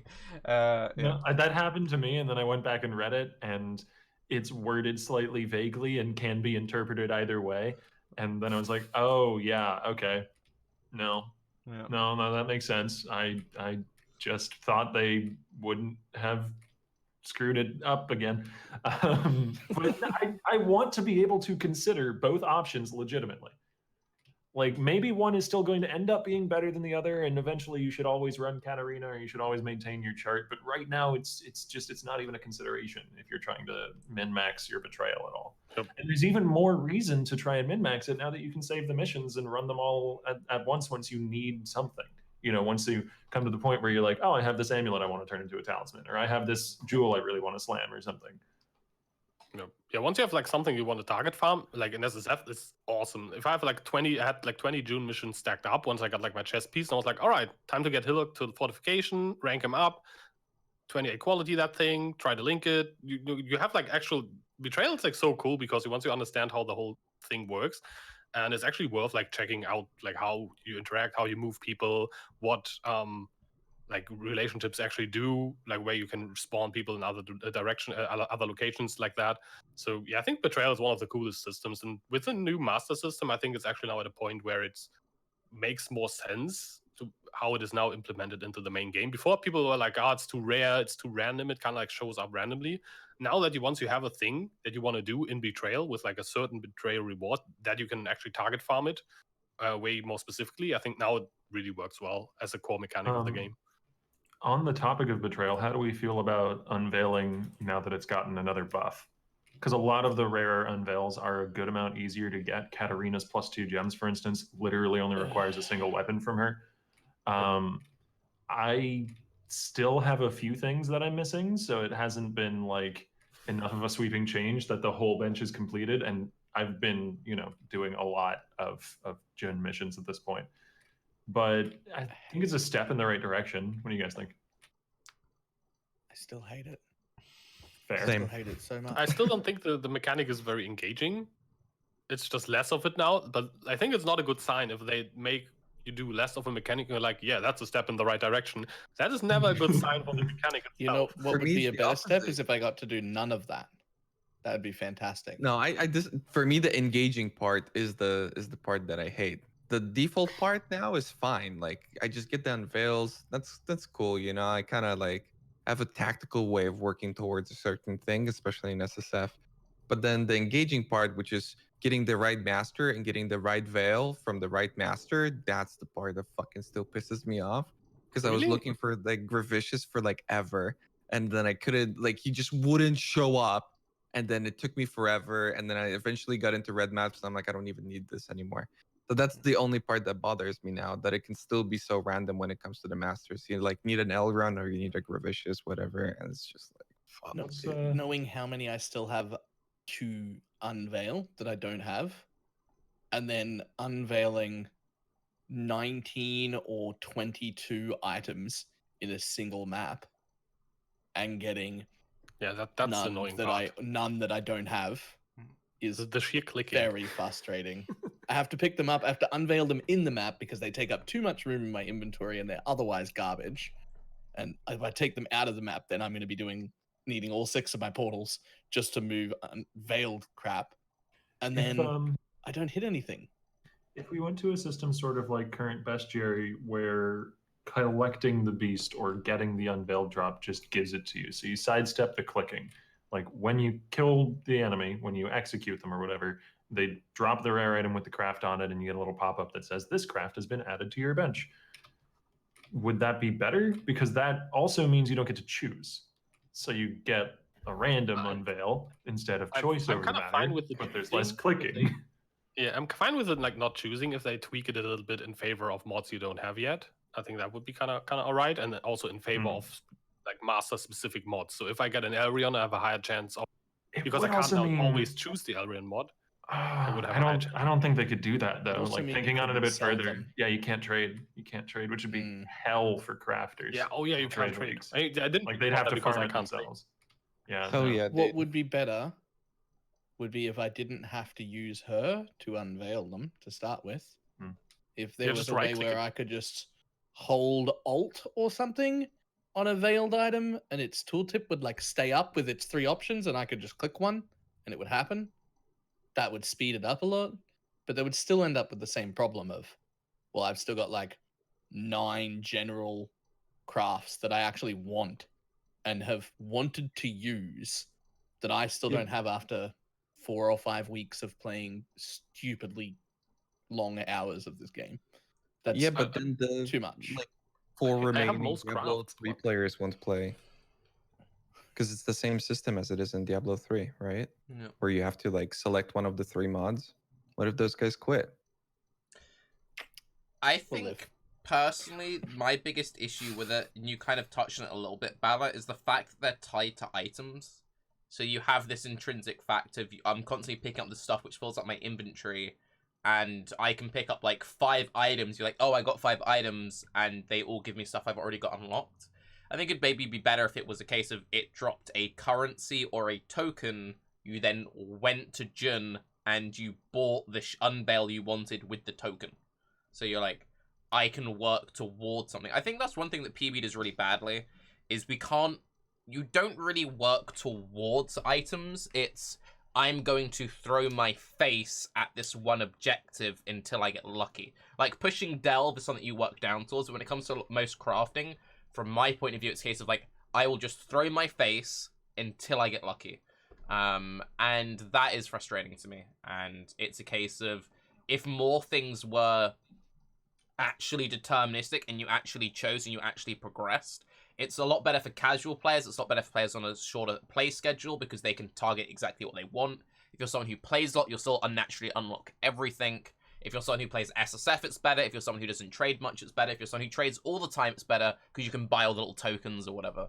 But this case of just I disagree on it being better for casual players, though. Why? Because it's like you've already got so many choices that throwing even more at players is like, I have to make every decision and also like decide on this. I feel like I mean, to give you the an less they that have to do gets- that, the better. to give you an That takes example away something. quickly. So I've been playing a bit of Borderlands 3 on the side. That's the thing I've been playing my side thing, and that has a thing called like Guardian type ranks. And when you level up, it's like Paragon. You have 3 different ranks. There's like damage rank, survivability rank, RNG rank. If you get a survivability, you get like there are 10 different survivability things. You pick one.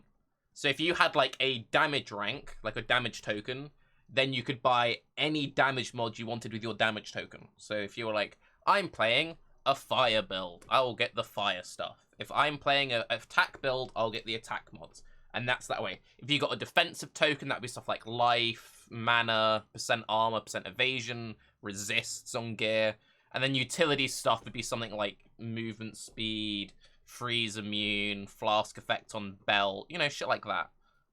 Where you're still choosing what you want, but it's not pick one of a million items. Instead, it's pick one of 10 or something.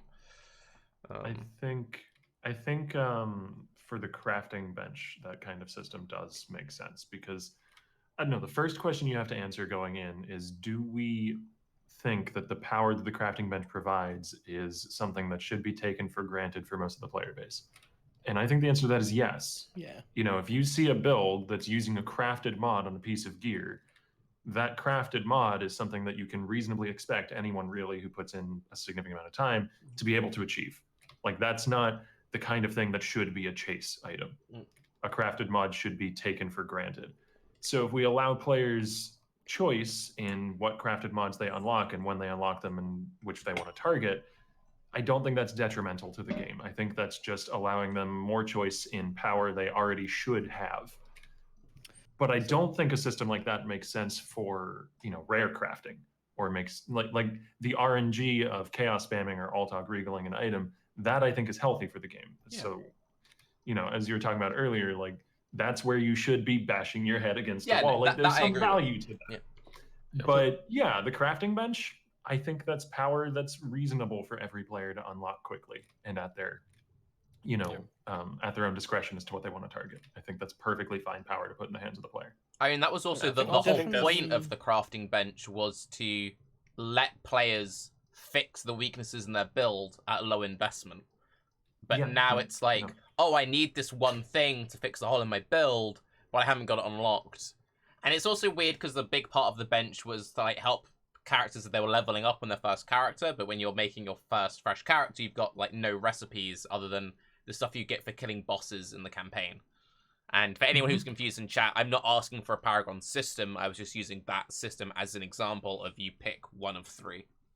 But it's not. No, I don't think it's dangerous to make the crafting bench more deterministic. I don't think the crafting bench has any game-breaking power behind it. That's really going to cause a problem if people are able to approach it.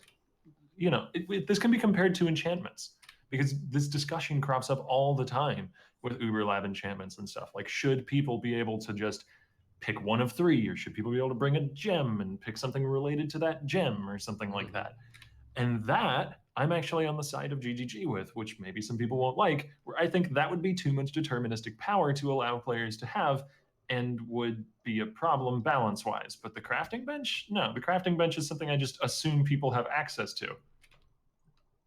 I think there's definitely some room in the crafting bench for some mods that are a bit more tricky to achieve. Like, for example, there being a mod behind Katarina where you at least have to like get to the point of doing her fight like once or twice to unlock like the +2 to jumps, for example. And they're having, I really enjoyed, like this league, I really enjoyed chasing the specific mods from the masters that I needed. For example, the Griffishes mod, I actually really liked trying to get Griffishes into my syndicate board and then trying to farm it. And I even like you feel smart and you feel like very rewarded for good planning if you do that. For example, I saved up the Kalandra craft, every single one I got up until that point. I saved those up so I could get the Griffishes mod as quickly as possible as soon as he drops the chest piece. And I really enjoyed that. And I think there's definitely some value for some of those mods to be farmable and requiring some things, but those have to be like picked in a way that those are things that are actually like things that you only need in endgame, and that are like kind of like the final touches to your build. Maybe, for example, like the chaos damage over time multiplier craft is something that you want to add to your build at some point, but will eventually get replaced by a rare. So that can be in a bit earlier. But for example, an additional curse is something that doesn't really make or break your build, and that you can also get on other gear pieces, and then later replace with like a good chest piece, or multi-modded chest piece, or something like that. Yoji convinced me. I agree with him now. I have forgotten the frustration of how fucking angry I was about the Griffishes thing, and now I think it's a cool thing. and I look forward to my next Gravicious chase. Well, I like it being an idea of a part of your progression rather than like kind of what Octavian talked about, where I mean, enchants are build defining. I don't think anything on the crafting bench is particularly build defining other than like maybe extra curse. That's pretty much it. I definitely like I 100% agree with Oct and what he was saying, but we do have one downside. There's one downside of making it significantly easier to unlock all the crafting stuff, which I think is worth it, but it's worth noting, which is there with the RNG involved in it right now, you can very easily, as a very casual player, be the first person to unlock -9 mana cost to this thing. And you can, as a casual who's not invested a lot of time, sell that for like the next 2 days while everyone else is desperately scrounging as a for it. And you streamer get- or as someone who's known, you can. As a casual player that nobody knows, you can't sell jack shit. How many times? How many you times? sell the rare though. No, you not sell sell the his rings. bench. Not Yeah, sell but, crafting, like, You just- sell the rare. You just buy rings, put the craft on it, and sell them again for like 60 chaos more than you bought them. I mean, That works early in the last league. That worked really well, even like almost 2 weeks in. Like I get it, but And it's one of those things of how many times as a streamer do you have, hey, Mr. Raiz QT, love your stream, by the way. Can you craft this on my item? And you're like, no, fuck off, I play SSF. Go off. No, usually they would call me like Rain QT or something. They Yeah. wouldn't even be able to spell my name, let's be honest. Yeah. It's like, big fan, Mr. Razzy Quazzy. Yeah. I would like, please. It's like, dude, you fucking followed me 1 minute ago. Like, I don't know who you are. Well, I mean, like I said, like I agree it should be easier. Like I don't want to be chasing my crafting bench around a month in. Also, It's just worth noting that that's that one thing. But that kinda Balor, though, happened also randomly that just- we're taking away. I get that it's a thing that you can do, but does the casual player know that he can do that? Because that is a very niche market. Mm, You- But two different things, though. Casual player or bad player or new player. yeah. Like you Yeah. can if you're like Hellman, you're a casual player because you don't fucking play Yeah, the but game. Hellman's a fucking But god, you dude. have the knowledge, right? Like you know to do this stuff. Okay, Even so if they've been so- playing the game since like I don't know, pre 1.0, and you really know the meta really well, but you only play like a few hours and on league start every day, and then if you get lucky, you'd still know what to do with it, but you just normally are not one of the first people who get it. So there's something like is that good for the I game? think there's though? something to this, like everyone can get rich, everyone can drop a mirror kind of type of thing. I think it plays into that type of psychological there's- niche that PoE. There's always enough room in the other mechanics in the game that feeling won't go away. That's Yeah. true. And the crafting bench is impactful enough. Like you could maybe draw a line. +2 support gems, that doesn't have to be as easy to get. The flask mods, those don't. Like there can be some chase things related to the crafting bench. Yep. I think it's a dangerous place to put chase stuff because the implicit understanding of what the crafting bench is that it's meant to be a useful tool for getting that last little bit of res you need under your build or something. It's I don't meant to be really a see it. baseline of power. Yeah, I don't really see I think- it I think as a we'll place agree where on that. craft mods or where chase mods exist. Yeah, I think we agree on that part, that there should definitely be like a baseline that is very easy to achieve, and that is Yeah. currently they made it very much easier. I think I have more crafts now unlocked in this league than I have from all the leagues I played before on standard. So they sped it up by quite a lot, just like this patch. And I think, as you said, like resists, ES crafts, life crafts, those things should be very baseline and maybe even all put in the story and like very early maps. How about a Yeah, middle ground instead? No, Like one where- extreme or the other. Fuck you. No black or No white. middle This is the ground. internet stuff This in isn't here. the Get out. GGG I know. I think the Double core of the double. problem is really that it is on items specifically. Like I think if it would be just something that you don't have to pick up, that one doesn't make the item shit because all fucking veiled items are garbage by default. Mhm. I don't know why they ever designed it in that way. By getting the veiled mod, you're gimping your item because you reduce the amount of possible affixes that you can have, right? But then why wouldn't they just make it so that you drop an item and it goes zoom and it eats it up like in Bestiary, for instance, and then you just pick out of one through three options. You don't have to pick up the item. Wouldn't that be just enough? Yeah, like Tarke was saying earlier, make it a little that would be token or enough. something. Yeah. It was Yeah. just, like, That would added make to it your feel a lot better for crafting me. bench. No, because they're gonna make you pick that up. It's gonna drop like 13 tokens, and you're gonna have to pick them up and put them together into one. No, like don't fuck start, that. by the I way. know they're gonna do something like that. I Fucking do want to splinter get tokens. back to Blight, but before we do, I just want to say Yes, it one more sorry. time because I've said this every league since Syndicate came out. The biggest missed opportunity of Syndicate is we don't have 6 Veil stat items. How sick would it be if you had a 6 Veil amulet? That would be exciting because you'd be like, I could maybe make something really fucking cool out of this. But they're like, nah, fuck clicking. it. Have a so 3 stat item with 1 veiled mod. It's like, fuck you. That would be Isn't that it would be kinda fun to craft though. If they gave you a 6 veiled ring, because you'd be like, this could maybe be pretty spicy. Yeah, but I isn't can't that the wait to same unveil mentality? nothing new 6 times in a row. No, I'm Yeah. talking about actual like crafting though. In terms of actual crafting, Actually having a good item. you could actually make a good item out of it. Yeah, but wouldn't that be kind of like what incubators are? Like, why not just drop the item? You know, like Because then you would give it just be middleman. dropping overpowered items. Basically, it's making the veiled item interesting. Veiled items are currently boring. If we had a 6 Yeah, but veiled giving you a item, free multi-mod that doesn't have the multi-mod on it is what it Blight would be. League.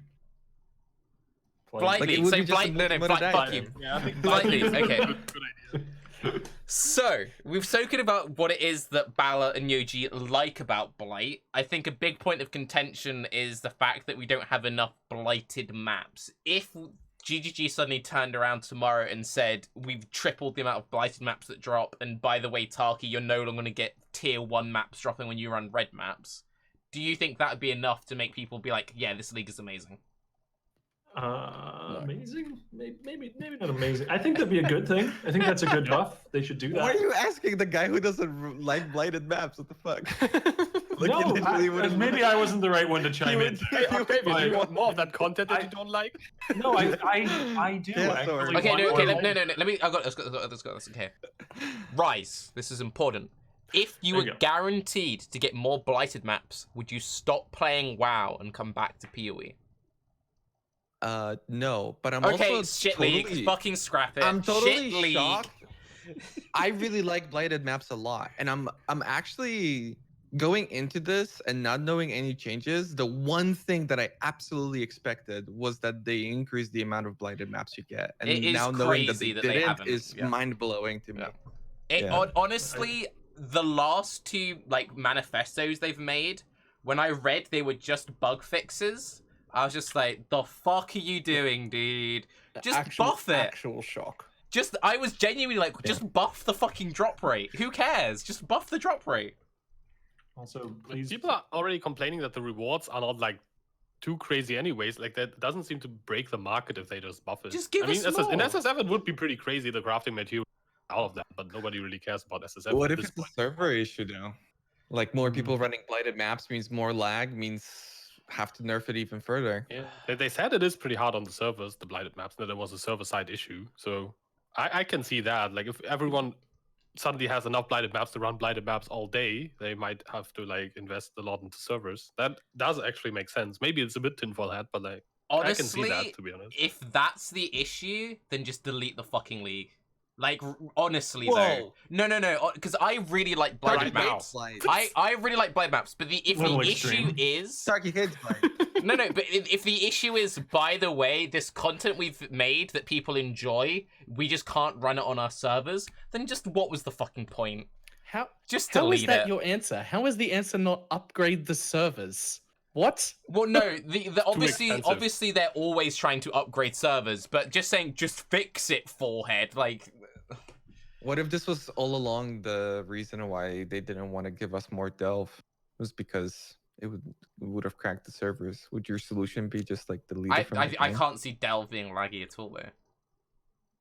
Yeah, Delve but what if never we was would be? this insane on performance. If Yeah, but what if? if Delve, Your hypothetical doesn't hold up, right?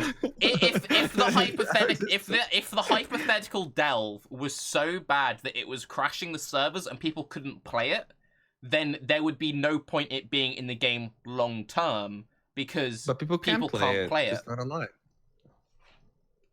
What? But they can though, just not a lot. like what it is right now, Blight. You can still play it, just not a lot if this is really the reason, But no? but this is like the point. This is Blight League. This is the point where you get to We play a don't lot think. of Okay, Blight, right? this is my point. You I play guess Blight it- in it- every map. What do you mean? The Yeah, but, my like, point is this. But as I said earlier, like the blighted maps are very different from the normal Blight They're like completely map different. mechanic. It feels very, very different. So I think Okay, it what actually makes What- makes it like a lot of sense to have a lot of blighted maps in this league. And then if it is a server issue later on for the other leagues, if they have the drop rate to be similar to, let's say, like emblems right now, I don't think there would be any performance issues because you barely ever see them. And if you find one, you're like, oh, PogChamp, yeah, I have a blighted map, cool. Or I can sell it either for a lot of currency, or I can run it because I love it and it's maybe worth running. If you get like a blighted unique that might sell a lot in the future, I think that makes sense. What if Blight they has made just Blights quickly longer though. in maps? That would be something. Oh no, you're doing the thing. Oh, I hate when people do that. It's like, this is really important. Just let me finish this real quick. Unbelievable. I'm dude. ignoring Yeah, everything. just you're saying shut right up, shut up, now, shut I up. can say Quickly, You've been watching too many arguments. It's like, it- no, let me finish this real quick. It's really important. Let me, it's just the let me- Nico problem. let me have the Blighted, last word real quick. blighted maps have the Nico problem. You know, old Nico, when you would go, yay, Nico, oh, it's only one soul fight. This feels bad. When a blighted map drops, I'm like, yay, oh, it's a white map. Or, oh, it's a yellow map. Or you put it Yeah, in pretty and you bad. get a shit layout. Most blighted maps I do or have drop, I don't feel like, yay, I feel, oh, I got fucked. That is a bad system, especially with how rare it is.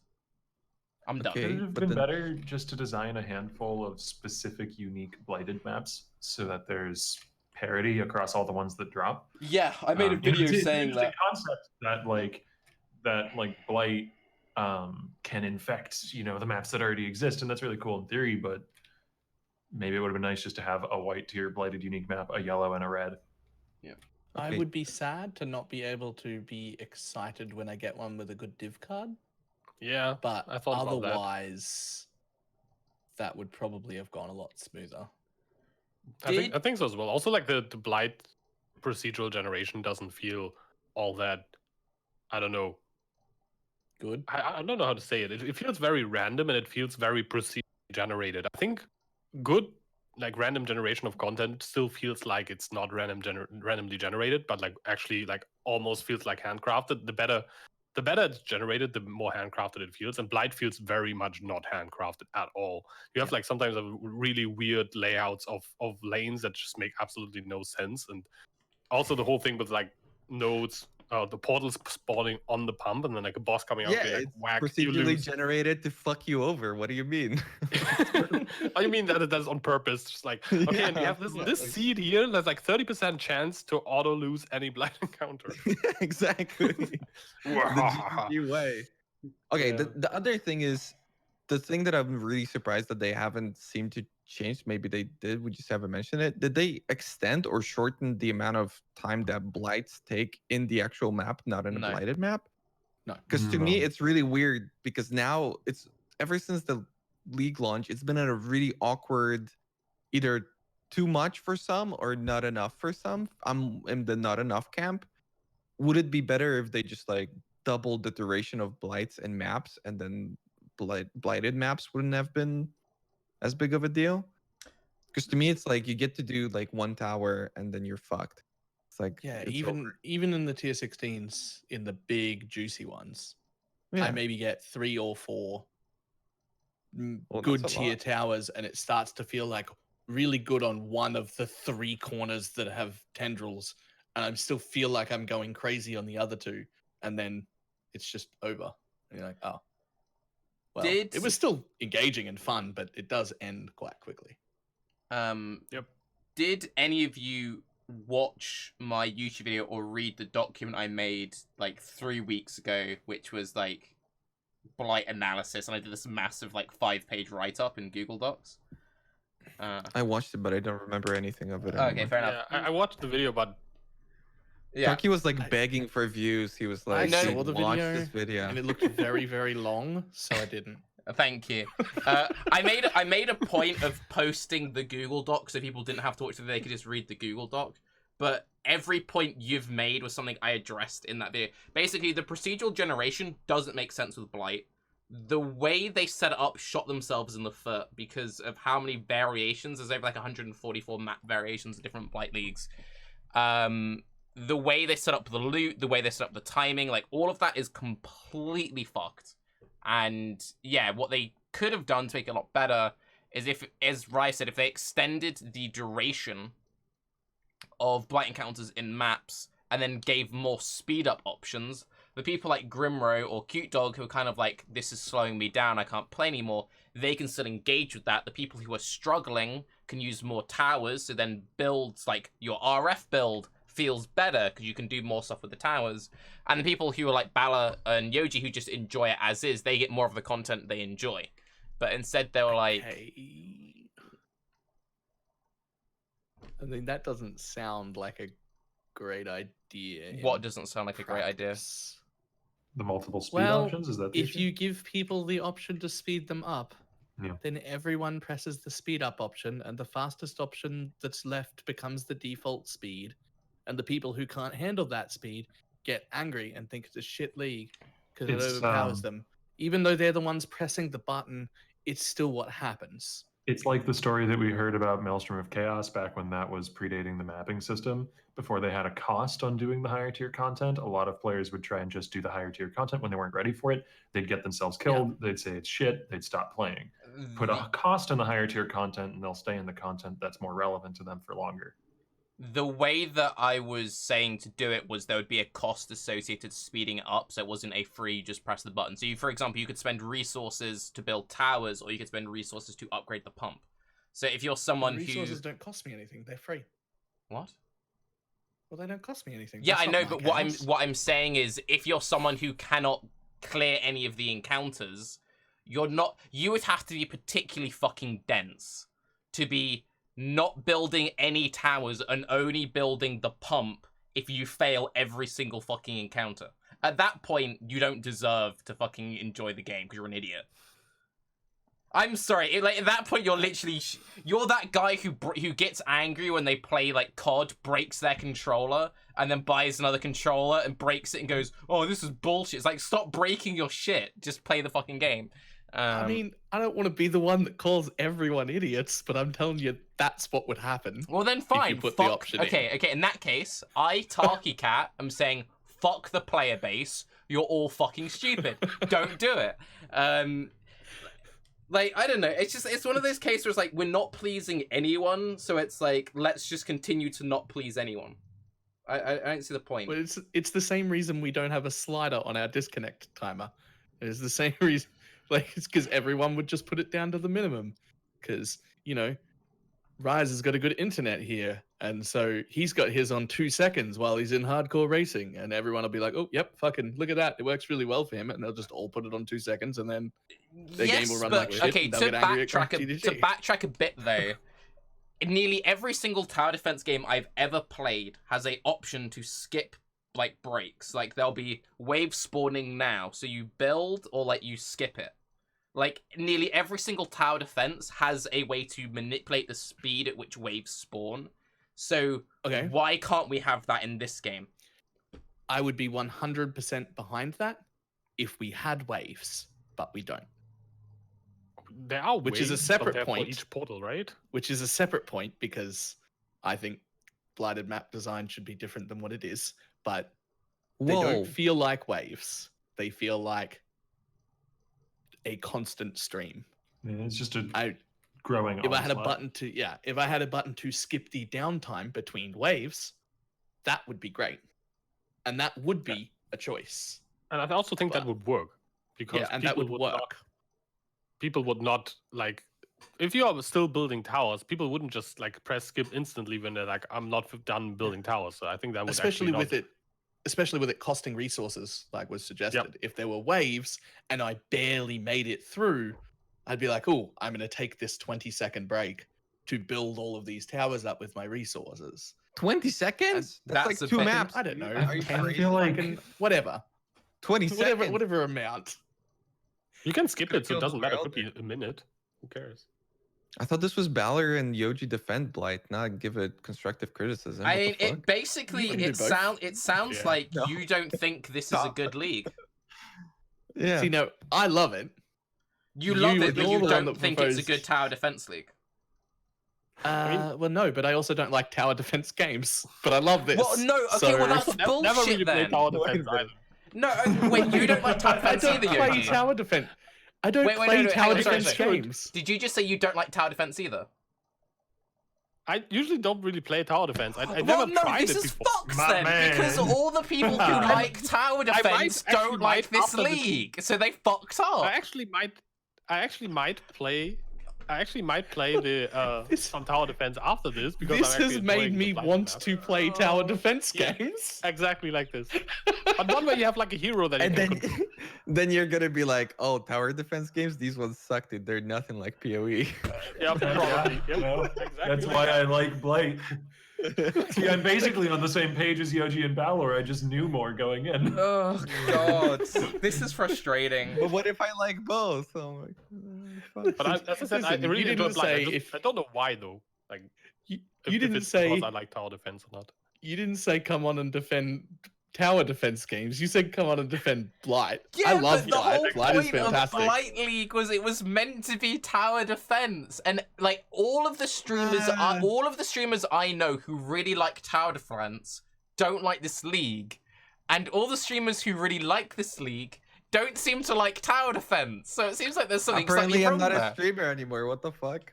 It's No, like saying you these went don't games to are you don't bad. play Don't go to PoE WoW. Raiz. You're not a streamer anymore. Yeah, what are you doing? WoW streamers don't God count. damn it. Streamers don't count. Even you. Yeah, that's good. My friends betray me. Unbelievable.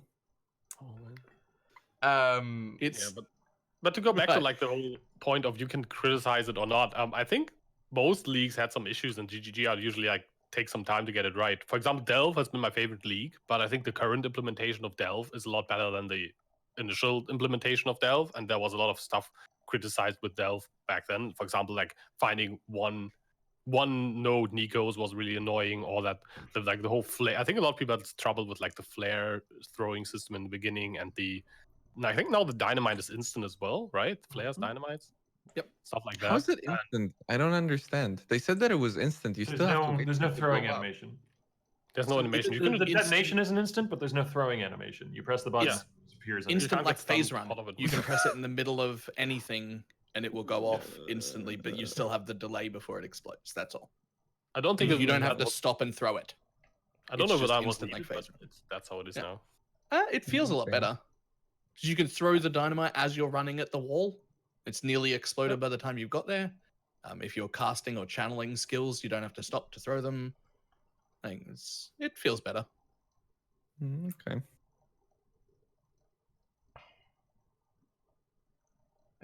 UK turkey. No, I'm struggling, dude. I do. Flabbergasted over here. I just yeah. He's been deceived. Okay, so You one tricked thing. Tarke and still came on the podcast. Yeah, one thing which since you said that like a lot of leagues they take time to iterate, do you think Blight's gonna stick around in any way?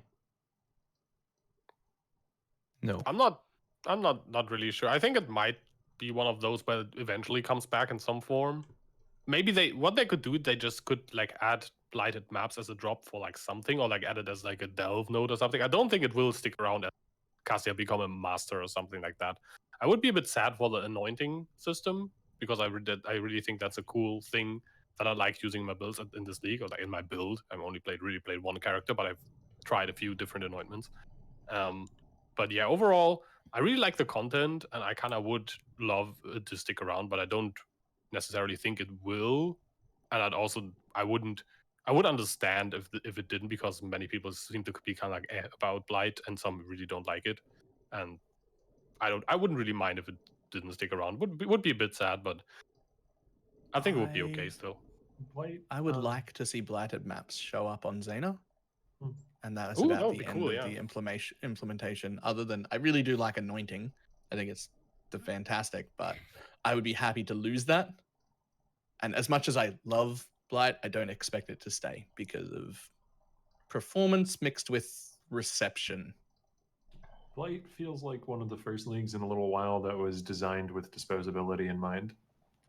You know, we go back to something like Betrayal or even Synthesis, which didn't make it into the core game, and those seem to have been more impactful on the core game or have more like intrusive design choices that probably from the get-go were designed to be part of core, whereas Blight feels a lot more, you know, take it or leave it. You could very easily see the whole thing go and the impact wouldn't be felt much.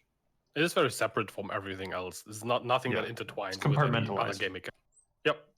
And yeah, I kind of maybe that is actually the case, and that's also why the whole voice line thing is as it is, which a lot of people commented on. That there are very few voice lines. They, unlike Alva, they didn't add more voice lines in at some point.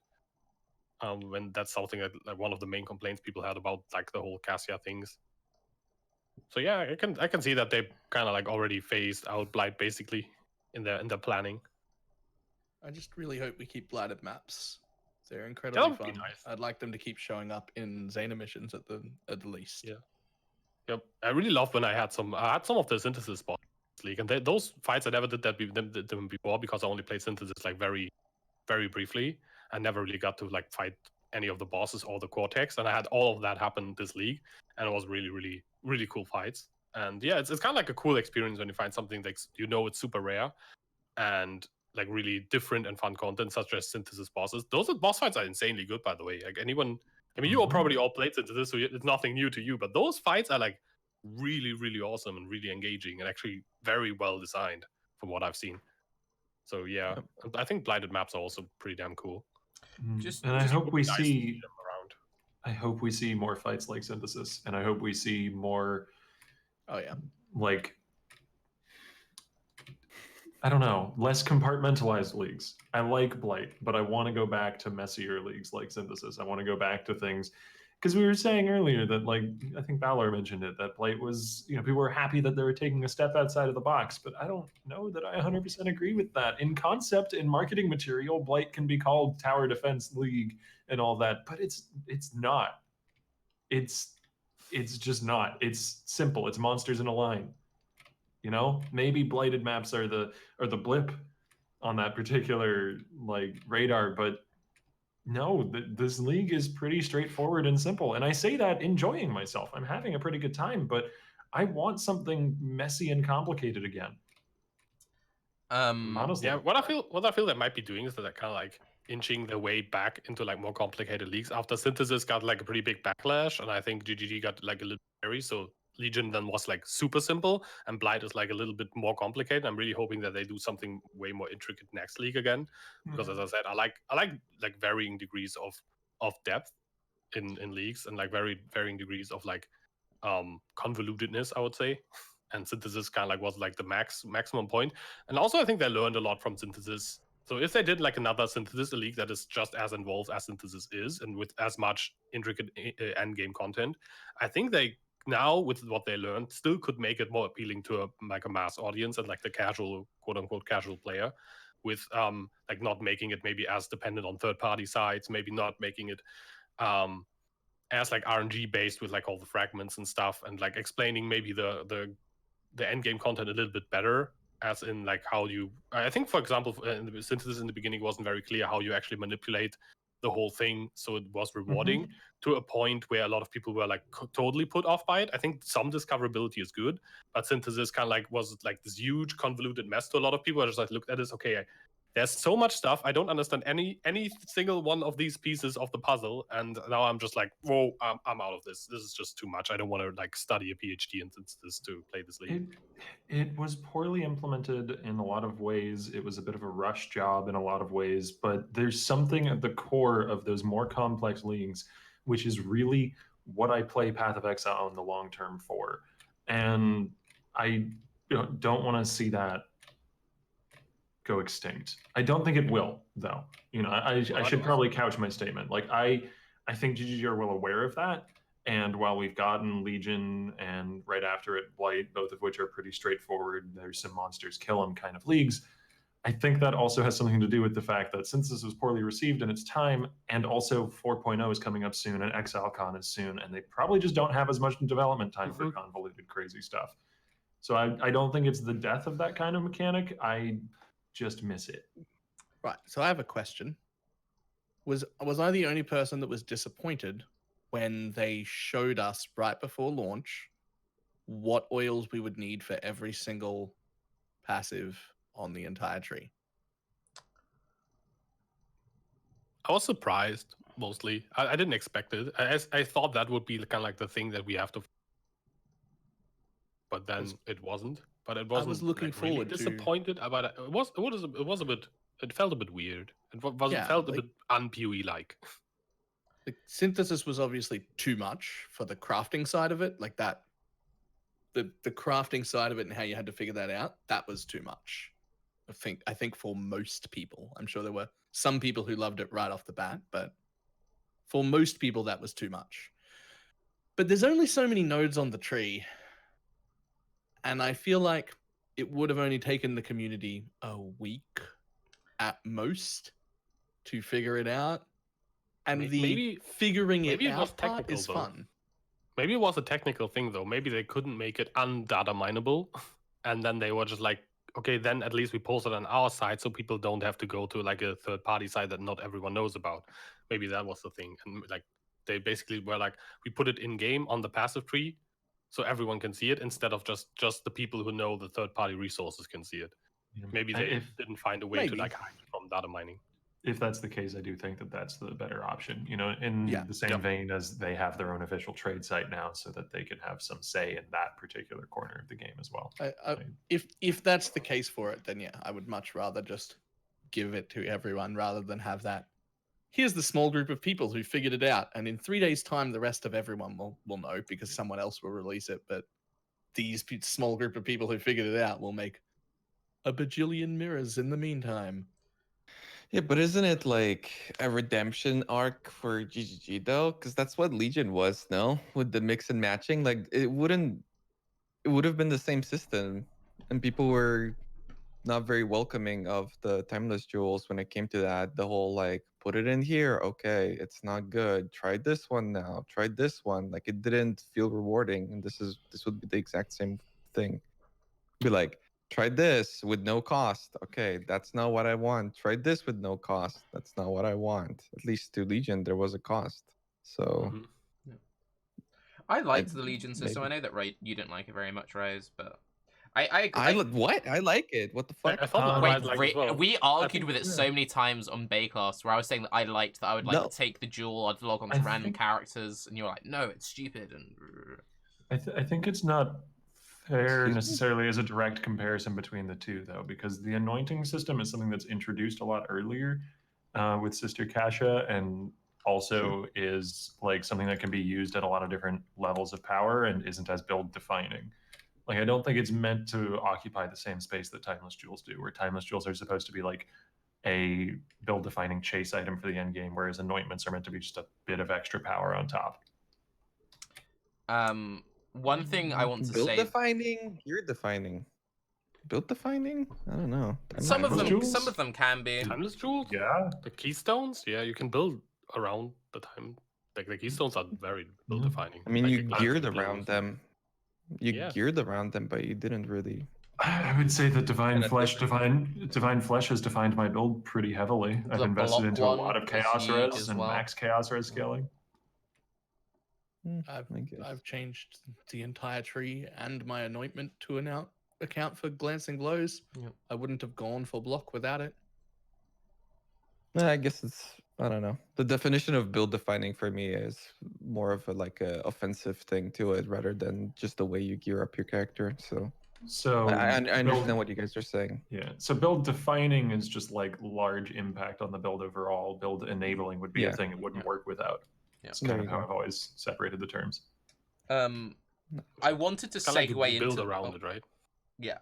I wanted to segue into this ages ago when Octavian stole something I was going to say, so I'm going to pretend that I'm saying it for the first time now. I think the thing that we really need to keep in mind, though, is that obviously with ExileCon, they have to have a playable demo for 3.9.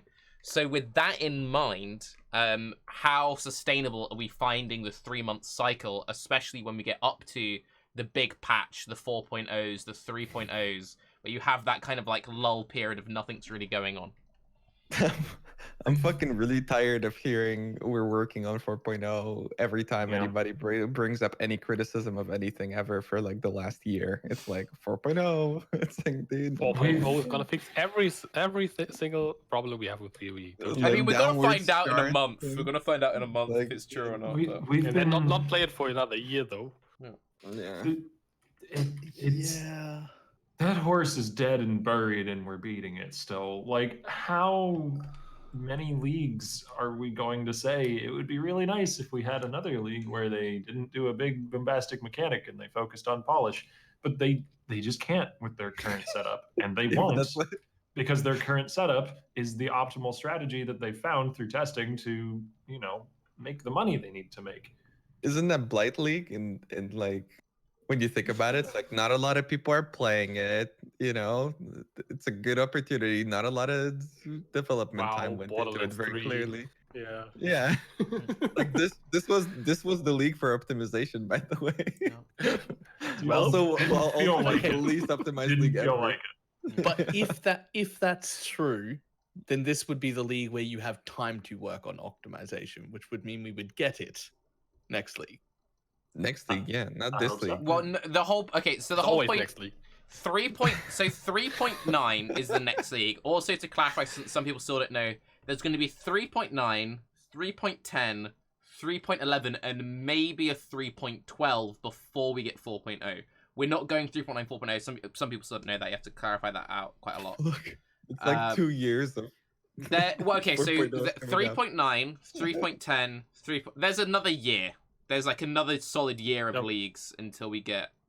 It's like Christmas League, like Springtime League, Summer League, and then maybe like basically 1 year from now, Yeah. Blight would be the one, or the next Christmas League would be 4.0, one of Yeah. the two. They'll try and get it for the Christmas League, ideally, but I suspect Yeah, December. I think so as well. Yeah. That would make most sense, marketing, financial, whatever wise.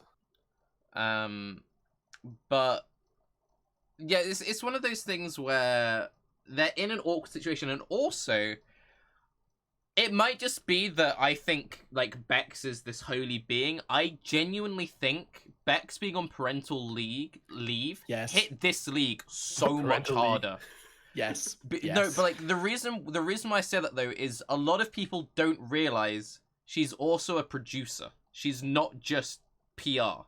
Her job, as like anyone who does anything when producing, is making sure all the departments are talking to each other and making sure that everything is running smoothly.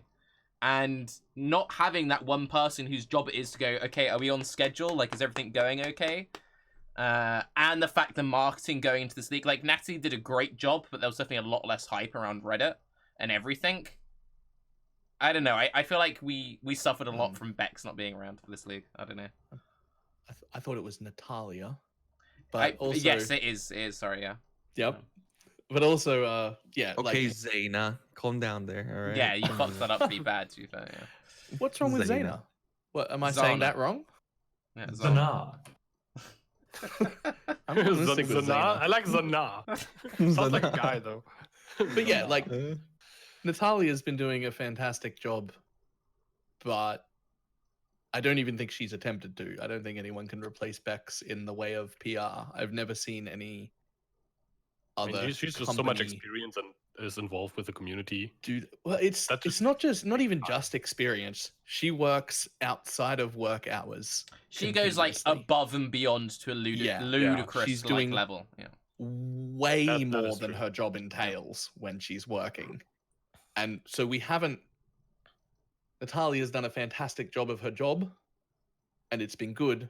But all of the stuff that's got nothing to do with it, that just isn't part of the job, Yeah. that Bex did anyway. We're missing that, and there's a lot of hype and excitement and things that come with that we just don't have now. It's a noticeable change. It's just I miss Bex.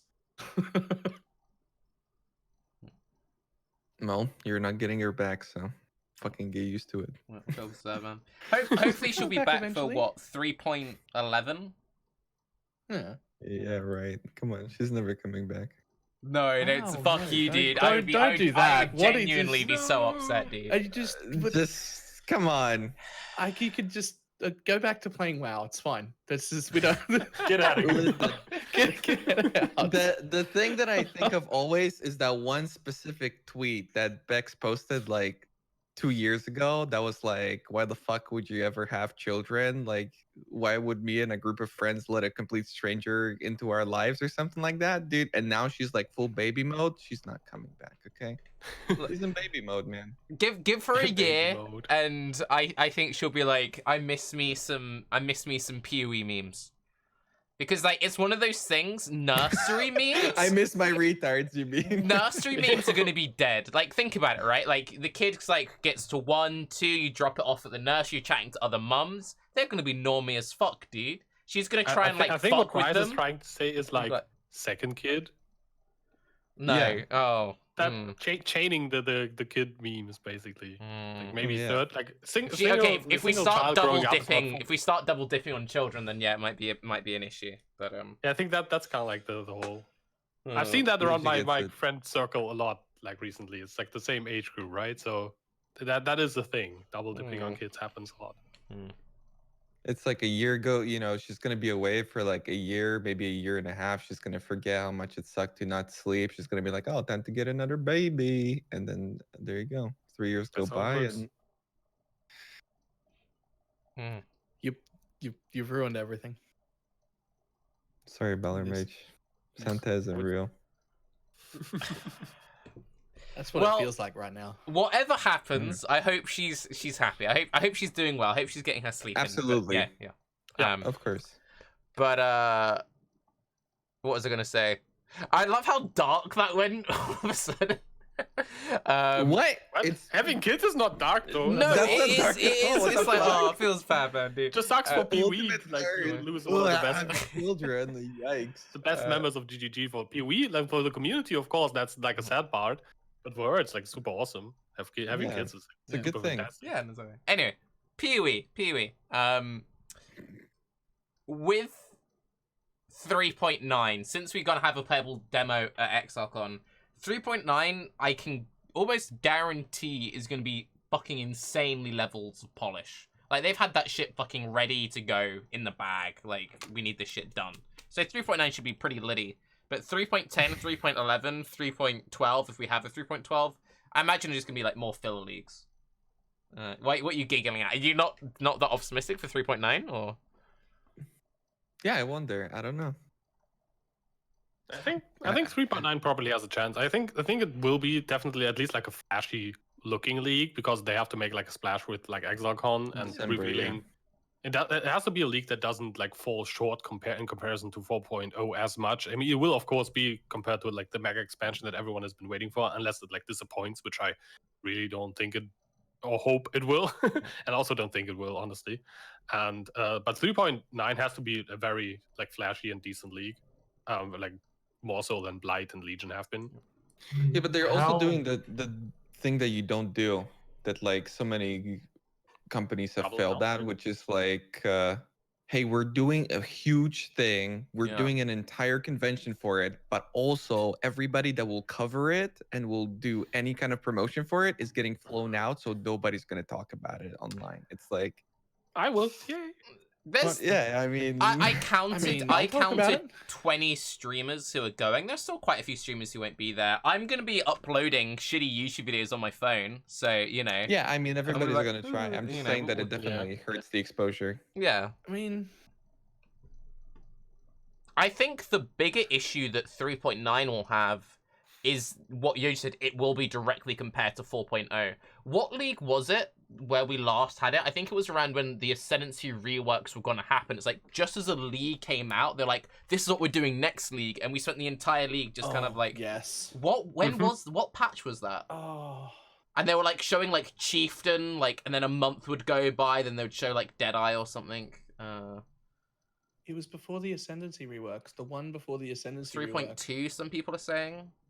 but it was only like 1 week into the league. They started and they like, started was announcing that? everything about next league, and I was Yeah. just so excited about next league that I started to not have interest the in what I fact- was doing right yeah. now. The fact that you Abyss. can't remember which league it was is pretty indicative. apparently it was Abyss. Yeah, Probably means it's I'm like saying. Talisman or something. No, I think it was Abyss. I think No, it was wasn't Abyss. that far Yeah. back. No. Yeah. Fucking talisman. Yeah. I don't know. For me, the league doesn't dictate as You're much. saying the one before. You're saying the one before Ascendancies, because in Abyss League, I distinctly remember No. playing a Pathfinder. Best, maybe it no, wasn't that. Bestiary was before the reworks. Bestiary was when we got the massive reworks because a lot of people Before enjoyed. massive reworks. Yeah, too. yeah. Absolutely. Yeah, and Right, a lot of not- people not before enjoyed Ascendancy. Bestiary just for the reworks, not because they enjoyed the league itself. And Which yeah, league so was Ascendancy? Was it Perandus? yeah, Perendis is when Ascendancy came out. No. And it has to be like Talisman, way. right? Yeah. It was one of the leagues I skipped a while ago. so. Ascendancies came out with Perendis. I know that Essence? because What I else? started streaming full time again in Perendis. No way. Yeah, I think that was No. before I started playing. that's when I started streaming. I remember because I streamed in beta and then I went and finished my degree and I started streaming again after my degree in Perendis. They came out in the lab came out with Perendis. Then after was Prophecy, which I hated, and I played the first month of Prophecy, got so burnt out I skipped Essence, then I came back for Breach, and then I was making content from Breach into Harvey and 2.2. everything. Yeah, Abyss was 2.2. after Harvey. Mhm. Abyss was the first league I didn't play. Because I went as SSF standard. Trust me on this one, Raiz. It was definitely Perendis. Oh and my Ascendancy. god, you're right. What the? Perandis was Ascendancies? Yeah. Yes, Yeah. it's really long time ago. What? Do you have the thing as well that Ascendancy to you is still like a new thing? Because I Yeah. kind of feel about that way. Yeah. Fuck. Ascendancy's been on forever. A lot of people won't I ever mean- know PoE pre-Ascendancy, which is kind of It's mad. March 2016. Yeah. Mm-hmm. Yep, that's when I was still lived in Berlin and all that. That was exactly 3 years after I started playing because I made my account in March of 2013. Because Wow, it took I me 3 years to completely- finish my degree. Oh my god, and I hated Perandis so much, but I like Ascendancy. I liked Apprentice. It was okay. It had some issues, but I enjoyed the league. Some issues? It had a lot of issues. Yeah. Anyway, getting back onto the whole league design thing. One thing I'm very curious on your point of view, especially from you, Raiz, since you've been playing some other games. How realistic is it for players to have just the one game they play? Because it seems like a lot of people want PoE to just be that one game, and it seems from GGG's point of view, they're like, we just want you to come back every 3 months, buy a supporter pack. We don't really care if you play. We'd like you to play all 3 months, and we don't really care if you stop playing after a few weeks. How do we feel about that whole thing? I think there's only so much space in the market for games like that. So it might be the correct move as a developer to design with the fact in mind that players are going to have too many things pulling their attention in too many different directions. You can't assume your player base is going to be there the whole 3 months. It's just unrealistic. And the thing which is funny about that is nearly every single game that comes out today is trying to be a live service game where you only play this one game and nothing else, and they're robbing from each other, and it's causing this big issue. So.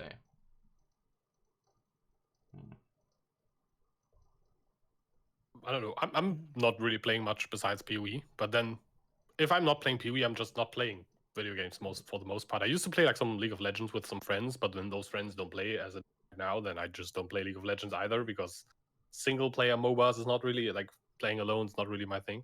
Well, if you So, yeah, I either play PoE or I do IRL stuff for the most part these days. So I usually play like 1 to 2 months of PoE, then I do like last month I do like videos, and then like the teaser seasons begins and you can like start talking about stuff while not really playing the current league anymore.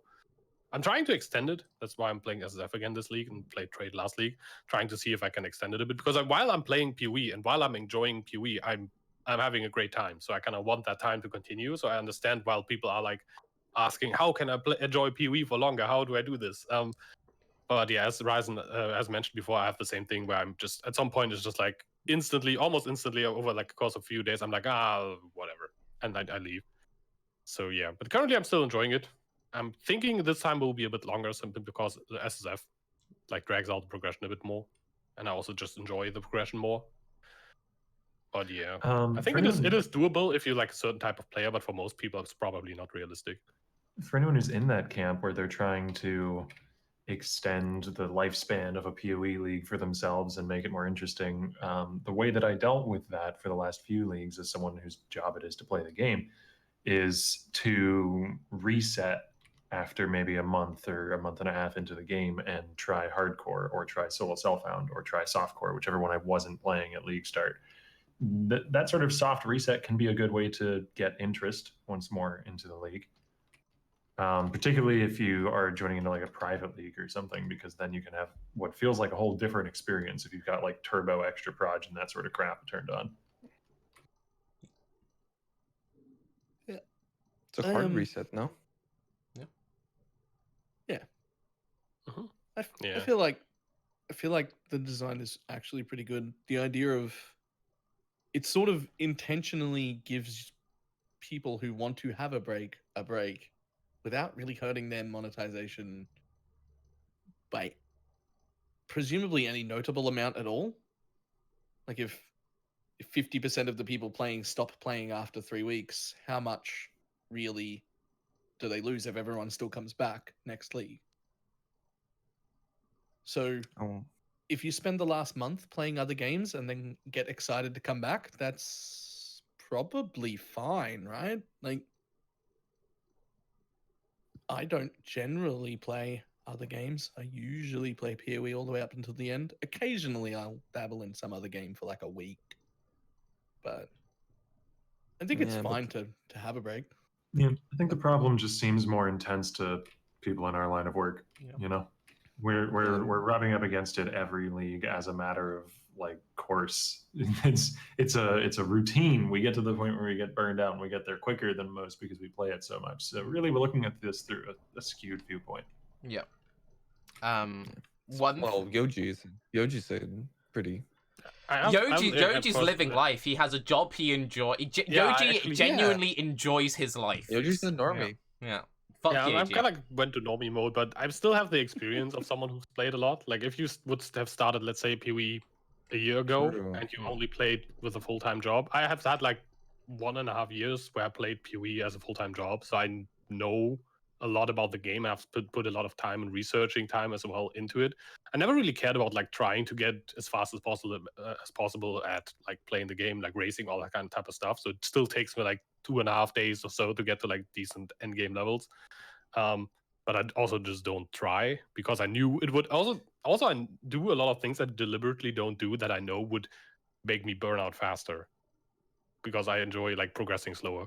So as playing SSF is one of the obviously the big factors because that's deliberately slowing down. But I don't really play. I usually try to level with the spec that I'm playing if that's possible. I don't really play with like Oppostorms, Wave Command, whatever people do, stuff like that, right? So I leveled with Fireball, which actually worked decently well, but it's definitely not a racing spec at all whatsoever.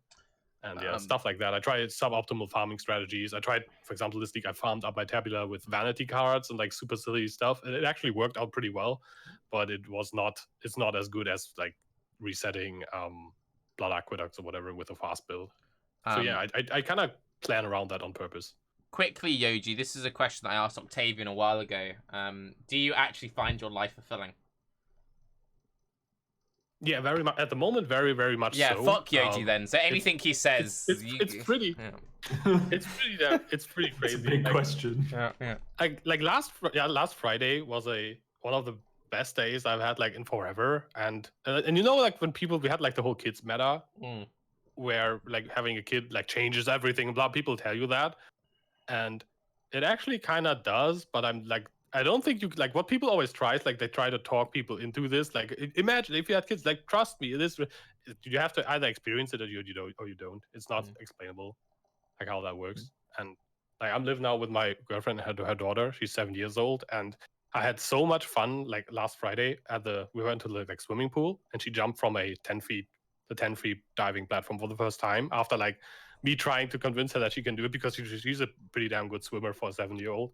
But she's always a scaredy cat, and I like was like, you have to try it. She like climbs up 3 times and climbs down 3 times, and I'm just like, okay, maybe she'll not do it. It doesn't matter. And then she jumps down. I was like so freaking happy and so proud of her. It's crazy. So yeah, life is pretty fulfilling, but not I get to make PoE content and play the game as much as I do.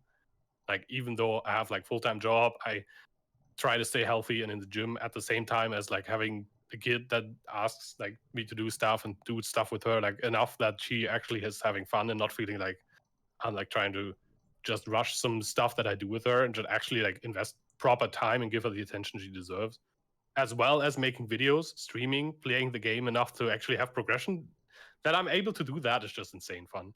So what you're saying is, if anyone's not happy in their life, they should have a kid and it will fix their problems?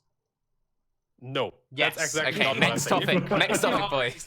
Yep, that's it. If Moving you're on. already in a good state in life, having a kid allows you to share so much more of your life and like your experiences and give like additional value. You basically get to give your value that you have in life back to someone who's new to this stuff. It's kind of like helping new players make builds and see them succeed, but in real life. Yeah. You know, I have that. I always feel good when someone's like, "Hey, I tried your build this league, and wow, I've gotten so far. Like, I killed Shaper for the first time." You're always like, "Wow, super awesome." It's like that, Wow. but IRL. So what you're saying, Yoji, is that I'm your dad. That's awesome, man. Feels Yeah, good, man. that's basically what I'm trying to say. There's a very long monologue. I got what I was trying to say. That- I'm that's just good, though, confused that's about good. what this IRL thing is. Cool. So again, if anyone's not enjoying Blight League, get someone pregnant. But one thing I wanted your opinion on, Raiz, as particularly, so when I made a YouTube comment yesterday, which was saying like as what our topics are, if anyone has any topics to suggest, someone said something particularly interesting, and I'm going to direct this at you. He said, "How do you feel about streamers who exploit their viewers by pretending to be interested in PoE for subs so they can then go and play the game they really want to play?" That was a genuine comment. Damn. Someone said, yeah. I was in it for the long con, you Yeah, know. yeah. 6 years ago when I started streaming PoE, I knew the classic WoW was gonna come out one day, and fucking hell, we're finally here, dude. The long con, finally. Someone said a similar question, but in a much more like level-headed way, and it was this: do full-time PoE streamers have a responsibility to support the game regardless of league quality? Blight League dropped off Twitch by week 2 and has been streamed even less since the bug fixes. Will this fair weather friendship attitude be bad for the long-term health of the game or streamers? I really couldn't give less of a fuck. Like, the thing is, the league itself has never impacted my interest in the game. I've never had that happen.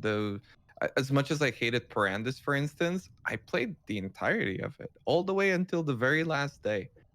And really only recently I haven't been doing that. So for me, it doesn't really make a difference at all, but I don't think anybody's got any obligation to play PoE. And I don't think anybody's exploiting their viewers, you know? Yeah. Sure, it is a shitty thing, though, because you do have that kind of like every day you're like, man, I'm not giving the people what they want type of mentality. That can be shitty, and it especially sucks as somebody who, for the first time ever, I never in general play other games, but if I do, I never really stream them, and if I do, that's like in the second month, like the third month of the league, you know, like in the very last thing. And here, like 2 weeks in, I'm playing another game. And yeah, it really sucks in that way. And it's kind of what I mentioned before, where people use you as an argument for, yeah. Because I'm a part of that, right? Where people say like, oh, the viewership dropped off. It's like even Raiz isn't playing. Yeah.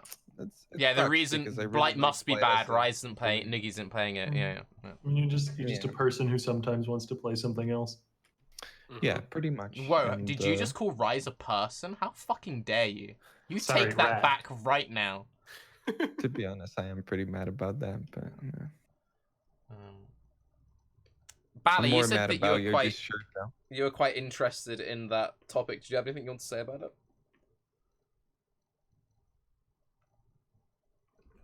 Oh shit! I think he went to make a child. Oh, never mind. No, no. Well, I convinced another one. Yeah. it just I find that thought process very interesting. I Okay. think it's wrong. I don't feel like I have any obligation to play anything. But I find the fact that that question even comes up very, very interesting. And I wonder from like an outsider point of view, from like a viewer's point of view, whether it's common practice that they sort of think that streamers yeah. have deals with companies or deals with games all of the time that aren't We're all just, getting just strictly paid. sponsored content. Like what is, where does Oh, that yeah. come from? Play PoE without getting money for it. I mean, Yeah, like Is, what the is fuck? everyone getting paid but me? Yeah, Yeah, absolutely. yeah. Everything on the internet is fake and gay, and we're all getting paid by GGG. Absolutely. I've made some horrible business decisions. The only reason that Raiz is even on Baeclast is because he paid me to go to TwitchCon once. It's all just a long con scam. I have a contract, guys. Yeah. I've been thinking about WoW this whole time. Yeah. I'll be honest. he's, I've been he's playing WoW obligated this to whole be time. here. He doesn't want to be here. Yeah. Um, Sucks because people genuinely think that. No, Yeah, I think a lot of people have like some interesting ideas and like don't really know what like streaming does entail, and specifically also what it doesn't, and like have Yeah. that like behind the scenes view. It's always interesting whenever a streamer does something and people are like, "Oh, why did he do this? He should have just done some other thing." It's like, dude, there's literally like if we're talking about the really big streamers, there's literally like 3 people in the entire world that can relate to any degree to this person, and here you are, fucking random Johnny, trying to tell this dude how to run things. It's like you're fucking talking to the president how to run the world, dog. Like it's fucking blows my You're mind. literally telling someone else to do how to do his job and how to run his business. and Yeah. how to live his life. Unless as you're well. doing the exact same job and running a similar business, aka being a different streamer, you probably don't know. Like if someone came up to me and told me how to be a chemist, like one of you guys, I'd be like, dude, fuck off. You have no idea what this is about. And that's like Yeah. literally the same with like non-streamers and streamers. Well, Excuse me, even I am within a streamers, though, chemist. there are tiers of it, because there's a very big difference between, for example, a channel of my size, a channel of Raiz's size, or like a channel of Crip's size. So it's something like someone might look at Crip's, like the way he's handled his career, from someone who's never streamed and have a different point of view to someone who's streamed at my level and someone who streamed at Raiz's level. Like, the whole streaming thing is really fucked up, but there is definitely a weird level of entitlement. I spoke about this a little bit before we actually started up the podcast today, where there was even a few people in chat who kind of like go, no, but if I sub to you, I'm only subbing to you because I want this content, and they see it as almost like it's a payment for a product, rather than a donation, as in, oh, I like what you do, I want to support that, here, you can have this. I think if someone, like, for example, if I made a video which was saying, hey guys, I want to buy a new microphone, so I'm trying to get some money for a microphone, and then I turned up on the next stream and I was wearing like this blinged up new necklace inside the same microphone, then you can call me a cunt because I've like misled people. But if someone's like, oh, I'm going to give you $50 because I like Baeclast or some shit, and then a year from now I'm not doing it or something else, then I think it's completely separate, and I think people need to like work out that headspace. I don't know. That reminds me of the next triggering thing as a streamer is the people who say like, oh dude, the people who go to other games only do it because it's a big game and they want their stream to get big. It's like, dude, you're a fucking yeah. literal retard. That's Doesn't- like going Doesn't to that new opposite games. to that happen to Yeah, everybody? it's like the literal opposite. Yeah, swapping games is Like- like the most like viewer based dropping thing you can do. Magic the Absolutely. It's Gathering like the has a literal huge worst decision base. you can make business wise. It's like the absolute worst thing you can do. But people are like, oh, that's just what you do. You go to another game and you become the most popular streamer. It's like, yeah, dog. That's exactly what happened. Yeah, and you lose 80% of the people watching you. You This is disappear. something you can like the big streamers. It's something they can do. Like if one of the biggest streamers on the platform goes to like a new very hyped game, they Absolutely. will gain something from it. But if let's say I do it with my like 100 something people, and then they'll be like, "That's not PoE." 80% of people will like leave and be like, Yeah, you're maybe like- check in once in a while. Maybe some will like it and eventually come to like it. And but I don't most think will that leave. changes between my like 100 to mid 100ish range to like 3,000 or 4,000 range. I don't think that changes in that Yeah, it's area. like- Like if you no, it if you just go scales somewhere from up. a few thousand, Now, you even still if you look lose like Noogie, 60, Noogie right now, 70%, right? Noogie's Nugi's WoW numbers or Raiz's WoW numbers are not their PoE numbers. It's just that simple. What? Yeah. Yeah. No way. And WoW was a pretty big hype I game. thought it scales. So if PoE gets 4,000 viewers and I get 1,000 of those, then if WoW gets 400 fucking thousand, then I'm gonna get 90,000. Dude, I'm the next big Exactly. thing. It's interesting as well though, because you see it a lot with I'm sure you've had this as well since like you stream. So people ask you if they want to get in stream, they ask you questions. One of my mum's friends, her kid, like is trying to make YouTube content, and he was asking me for some like advice on it. I'm like, yeah, sure. And he's like, yeah, so there's like 5 games coming out in the next couple of months, so I'm just gonna like keep buying and playing those, and maybe I'll get big in one of them. And it's like, I mean, you can do that, sure, but how much money are you spending on all these new games? And you need to think about like how sustainable that is. Like, if you're buying like $50, $60 games every month, every 2 weeks, hoping that you eventually get it big, sure, you might find with one of them that is your audience, but how much money have you invested into that point? You know, But then 2 weeks go by and that game is dead. dead because everyone's playing something else. Yeah, Yeah. yeah. It's like Pox was a good example of something like that, where it was like I only really know 2 streamers that grew their shit like that by hopping games. One was Pox with Arcage, and Arcage died, and it just fucking just wiped completely. He still gets people asking him when he will be going back to Arcage to this day, because he was actually went to Arcage and became one of the Arcage people. Yeah. And that was like 4 years ago or something. Yep. It's like completely crazy. And then Ammunition, actually, because I remember looking at her stats a really long time ago because I was having a conversation with somebody, and she actually just like hopped games for like 3 years straight with no viewership, and then she just like hit the gold mine with some FPS that got popular. I can't remember what it was, but yeah. And then she was like, oh, she's a big streamer now. But like realistically, not a lot of people will be able to. Yeah, it sustain can themselves work, but like it doesn't that. seem to be the rule. Like slow and steady, and like sticking to one game that you can play for seems to be a more safe strategy. Let's put it that way.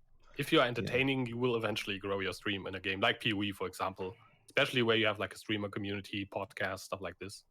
Or not. Look at Tarke. I mean, shit. Yeah. He's got a lot of viewership, but he's not entertaining at all. So Exactly.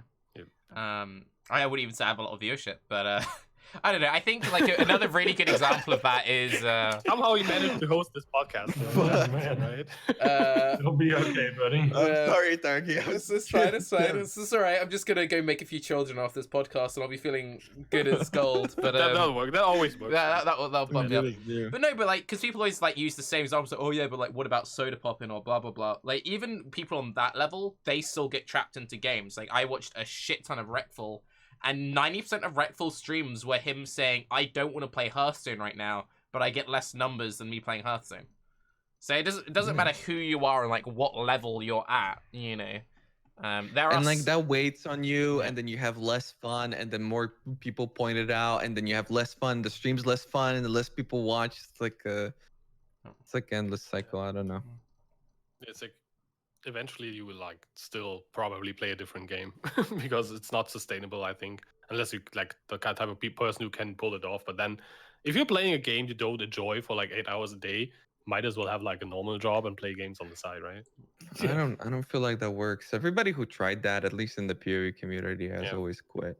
They always just stopped. I can't think of a single person that no, I can't think of one, but I'm not gonna call them. Wait, tried what? Sorry, I spaced out. Where you just hate like the game and force keep it. playing. Right. Yeah, you hate the game, but you keep playing it. Yeah. Everybody quit like that, so I don't know. For me, it's... Yoji hit it on the head though. Like, if you hate what you're doing all day, but shit, I already had a career that I hated, and it earned me way more money than this does. What did you do? So if before I was this? gonna hate my life again, I might as well go back. What did you do? Yeah, but it's as a printer, offset printer. Oh. Eventually you can get like, if you're like one of the top streamers, you are earning like money that's really hard to get like in a job, especially if you not learned like some, I don't know, higher education, whatever. So you are kind of trapped in what you're doing, right? Just like if I would be trapped in like being a chemist because that's what I learned. If I didn't enjoy it, then well, suck it or earn less money.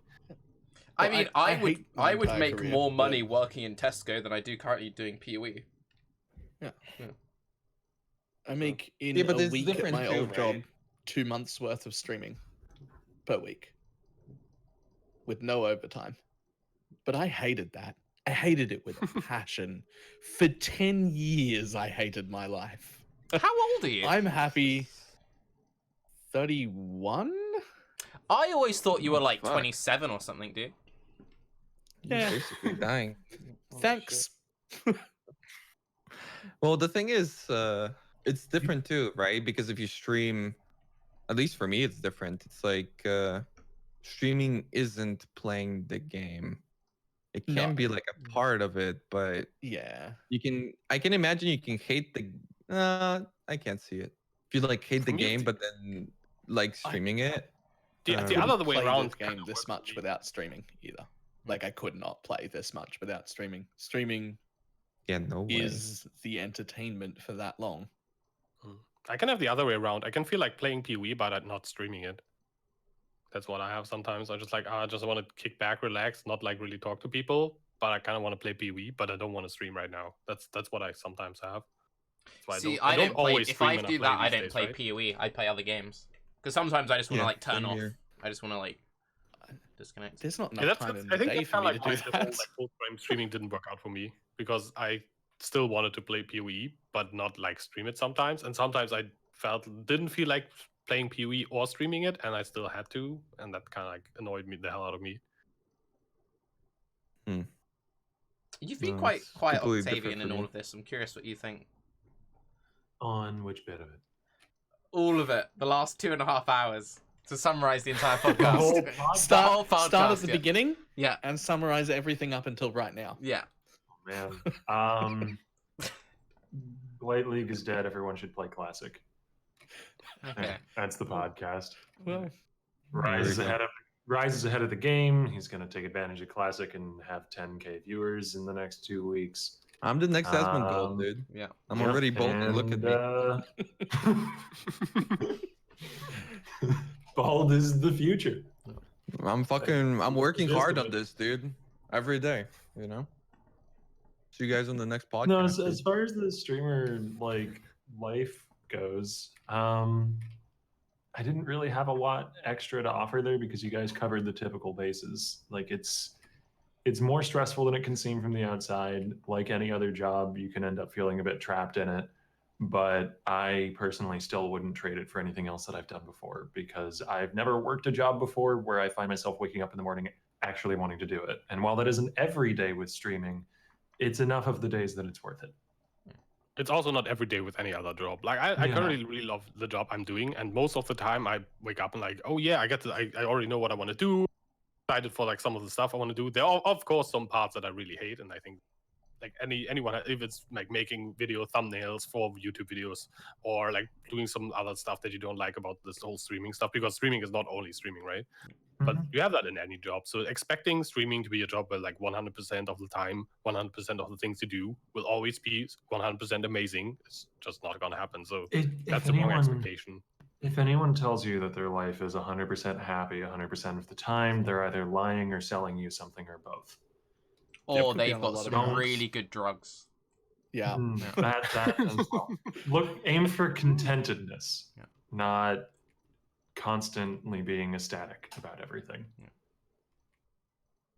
Or they have And if children. you- Yes. Or they have a lot of children. Yeah, I have children, then it's. But even with children, sometimes you hate those. They can be really annoying, right? Wait, your kid doesn't Yoji, watch the podcast. just to make sure you don't regret She doesn't this, speak English yet, so Can I'm you good. please explain all the things in great detail that you hate about this girl?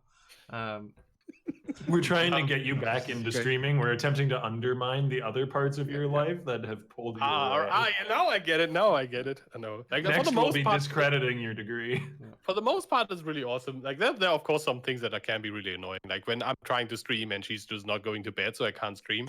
That's really one really annoying thing. She's just like, Yeah, how no, the fuck today is she is supposed to today is stream?" Kids Revolution Day, where I'm gonna be like as annoying as possible and try to stay up as long as possible until even you have to go to bed because you have to work tomorrow. So yeah, that's. How many health and safety regulations do you break on a day-to-day, just average at work? You know, how many supplies have you stolen? Just again, just At out of work? interest. Yeah. Double digits, triple. Yeah. We are actually allowed to like like for example, I work at a company that does like flavors for tobacco and vaping and all that kind of stuff. And we're allowed to like smoke and vape and all that kind of stuff as much as you want, basically flat rate. So it's not really the point in stealing if you're getting all the stuff for free anyways. What the fuck? That's a good way to counter stealing. Free I guess. Gans. Sir, It's like that's you just awesome. get the stuff for free, thank you. Yeah, how much I'm not even AIDS a do you smoker, I just actually like put in occasionally each vape. vape? Like, is there a certain amount of AIDS that needs to be in each cartridge, or do you just like freestyle it, or? There's just 50-50 nicotine and flavor. Oh, okay, okay. Okay. That will get you Wow. killed pretty quickly. Yeah, don't do that. Did we have anything else on the topic list to knock out today? We talked about Blight, right? A little bit. Now and Yeah, again. well, I think we did pretty good then. I think we hit a lot of the bits. Yeah. I think I'm happy on that. There's anything anyone wants to add.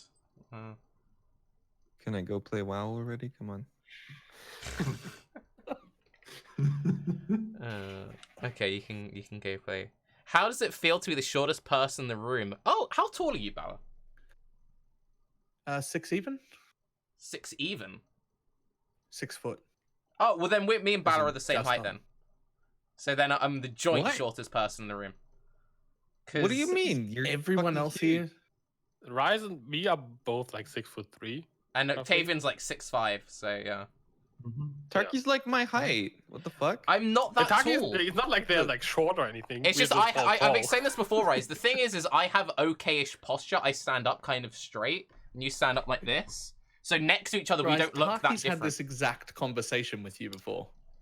True. Just The the first thing simulation is that repeating Raiz itself. said to me at the last TwitchCon was, "Wow, you're so much taller than I remember," and "Wow, you're so much fatter than I remember." Those are the two things that Raiz said to me.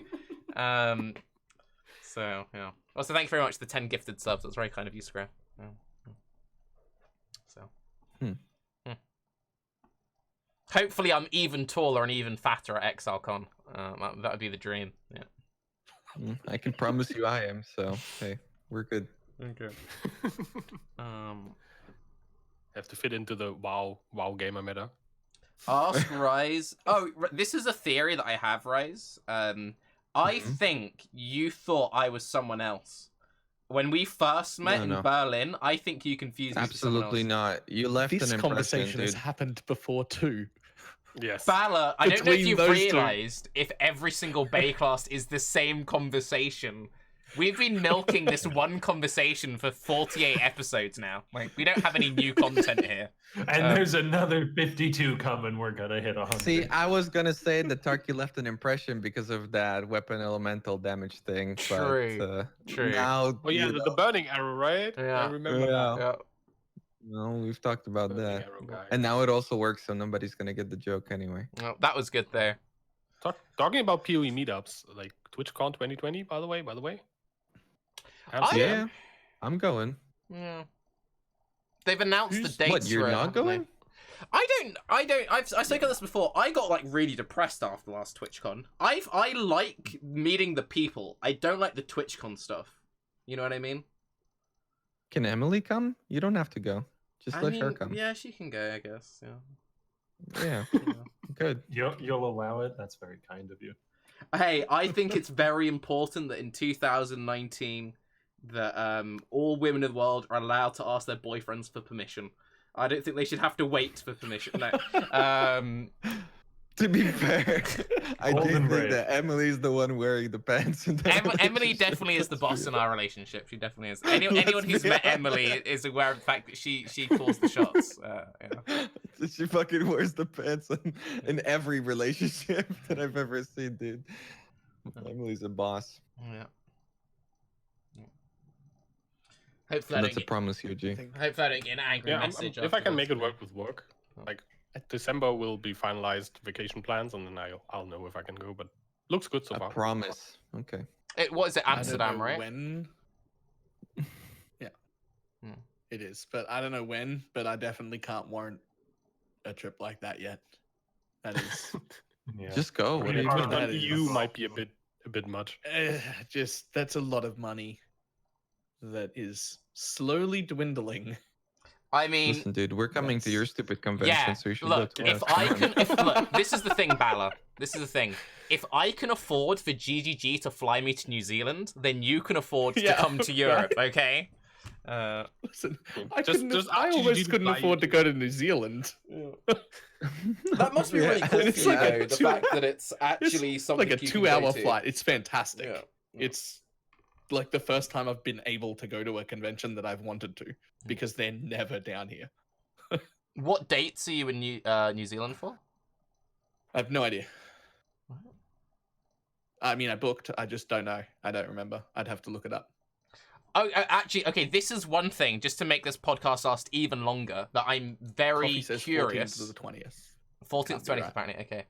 Huh. What things do we need? Because Octavian made a point of asking on Twitter, what kind of plugs do we need? And then I was like, oh shit, I need to buy adapters. And now I've got the right adapters. What other Sunscreen. things do we need? New Zealand is underneath the hole in the ozone layer. The risk of sun cancer and sunburn is massively higher. Bring sunscreen if you are going to New Zealand. You will roughly sunburn What do you mean your bring? skin. Just buy it there. What the fuck? Or You buy will it there. roughly Why Have the it. fuck would I travel with sunscreen to New Have it. Zealand? For every 20 minutes you spend in the sun here, it will be like you spent an hour in the sun in America. What the fuck, dude? It That is how it quickly a kind of massively multiplier. higher That is- risk. That is how quickly your skin will burn. Use sunscreen. Do we get a free even go- I'm GGG glad I brought this umbrella? up. Like, do we get like a fucking parasol or some shit? I Jesus mean, Christ. if Just you get like a want to hat do or that- something. Like a sombrero. Mate, fucking... Whoa. Yeah, I'm ready, dude. Let's Yeah. fucking go. Yeah, NZ ready confirmed. Yeah, fucking let's go. I look weird in Wait, wait, wait. hats. I don't think they work on me. Sorry, what were you It gonna might say? look weirder with blistered red skin, though. Yeah, no, You I'll, look I'll, weird I'll, in I'll- general, I'll- Tarke. yeah, that's true. I I'm think looking it's forward to all that ExileCon coverage with streamers looking like Mr. Krabs. It's gonna be I awesome. think it's the shape of my head though. Like it doesn't really. I don't know. I don't think it works. What do you I'm- reckon?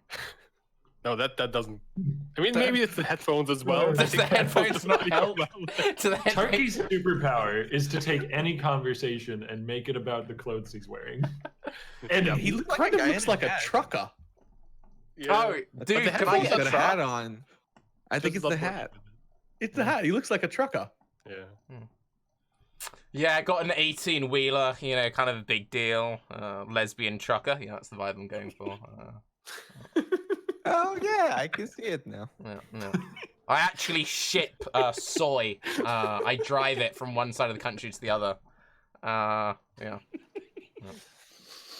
Why were you sad after TwitchCon? I didn't. I think. Okay. I think the issue. I've spoken to you about this before. I like meeting up with streamers and shit, but I don't like the Yeah. whole. Yo, dude, we need to talk about all the shit we're gonna do, and I'm only talking to you because I want something Oh, from like you and all that, of that yeah. bullshit. And it's just Nah. like, Oh, I are you think- talking about that one? Dude, there was one girl who was at the party who was really iffy about me not being super hyper at the party. You remember that, Tarky? She was like oh yeah, doing yeah. And then the best part was that she was at a Twitch fucking party trying to like cloud chase and network and do all this shit. And I wasn't having it. So I wasn't like super hyper. So she kept like nagging me about shit. And then it turned out that her fucking boyfriend was like dying in a hospital. that And was instead weird. of being with him, she chose to fucking go to the Twitch party. That was It's that like, was a these bit are weird. the sort of people that you're meeting. Like, Oh. so, Okay, so I maybe mean, just do another one of those like PoE Berlin meetup things, but like next to TwitchCon or something. I will No. say, I will just say quickly, too much Berlin. just so we say quickly, she did seem really nice, but it was a bit weird that Yeah. halfway through, she seemed lovely, she seemed like a really nice person, but halfway through talking to her, she was like, oh yes, I came here with my boyfriend and he's in hospital. And we're like, wait, what the fuck? Like, and apparently his like lung collapsed or something, I can't remember. And it was like, Yeah. but Hey, Twitch streamers are great actors. That's all I'm saying. What the fuck? that was a bit weird. She seemed lovely though. I don't know. Yeah, everybody just- seems I- lovely at those cons. It's And one then of they those. hand you your fucking business card. What do you mean? It's one of those things with Twitch though. It's just I've said this before. The reason why I respect Octavian so much, now to make Octavian really uncomfortable, the reason why I respect Octavian so much is not only is he very intelligent and very handsome, but he's also very forthright. The reason that Octavian came on Baeclast the first time is he sent me a very well-structured message on Discord saying, hey, I think I've got something good to offer. I think I have a lot to talk about on this topic. So if you ever want to talk about this topic, I'd love to come on. And I'm like, oh, wow, that was very mature and respectful. Yeah, fuck yeah. And we brought him on. I'm like, dude, this guy's really smart. I want him on all the time. And we made him a permanent host. What most That's people... a good contrast for me. Yeah. What most people do, though, however, is like, hey, Tarke, fucking love you, bro, blah, blah, blah, blah, blah. By the way... I would really like to come on your podcast. And you're like, right, so is that why we're talking? Because if that's why we're talking, that's fine. And I don't mind that. But they're just open with that. Don't pretend to be interested in me. Because I'm not that interesting. No, I mean, I would never pretend to be interested in you, Tarke. And that's why I like Octavian. You know. It's all genuine. Yeah, exactly. Yeah. By the way, how was that sponsor? Was it all right? Hunter's Arena. Yeah, no, the well, now I've said it on Baeclast as well, so to get an extra mileage out of me. No, it was actually quite a fun game, and I got to beat Havoc in one of the rounds too, so that That's was cool. gratifying. Ooh. And then he went on to like actually learn how to play the game and won a few rounds. And Yeah. I didn't bother, and I just lucked into it Fuck because it, my dude, you teammates were won. good. But yeah, no, I You won once. I also killed Seagull in one of the rounds, and Fucking that's an achievement professional right there. esports player right there. Do you want to hear Mhm. something really sad, Raiz? This is genuinely like one of the saddest things that's ever happened to me in my entire life. So I would, okay, so I was born. yeah, basically, I was born.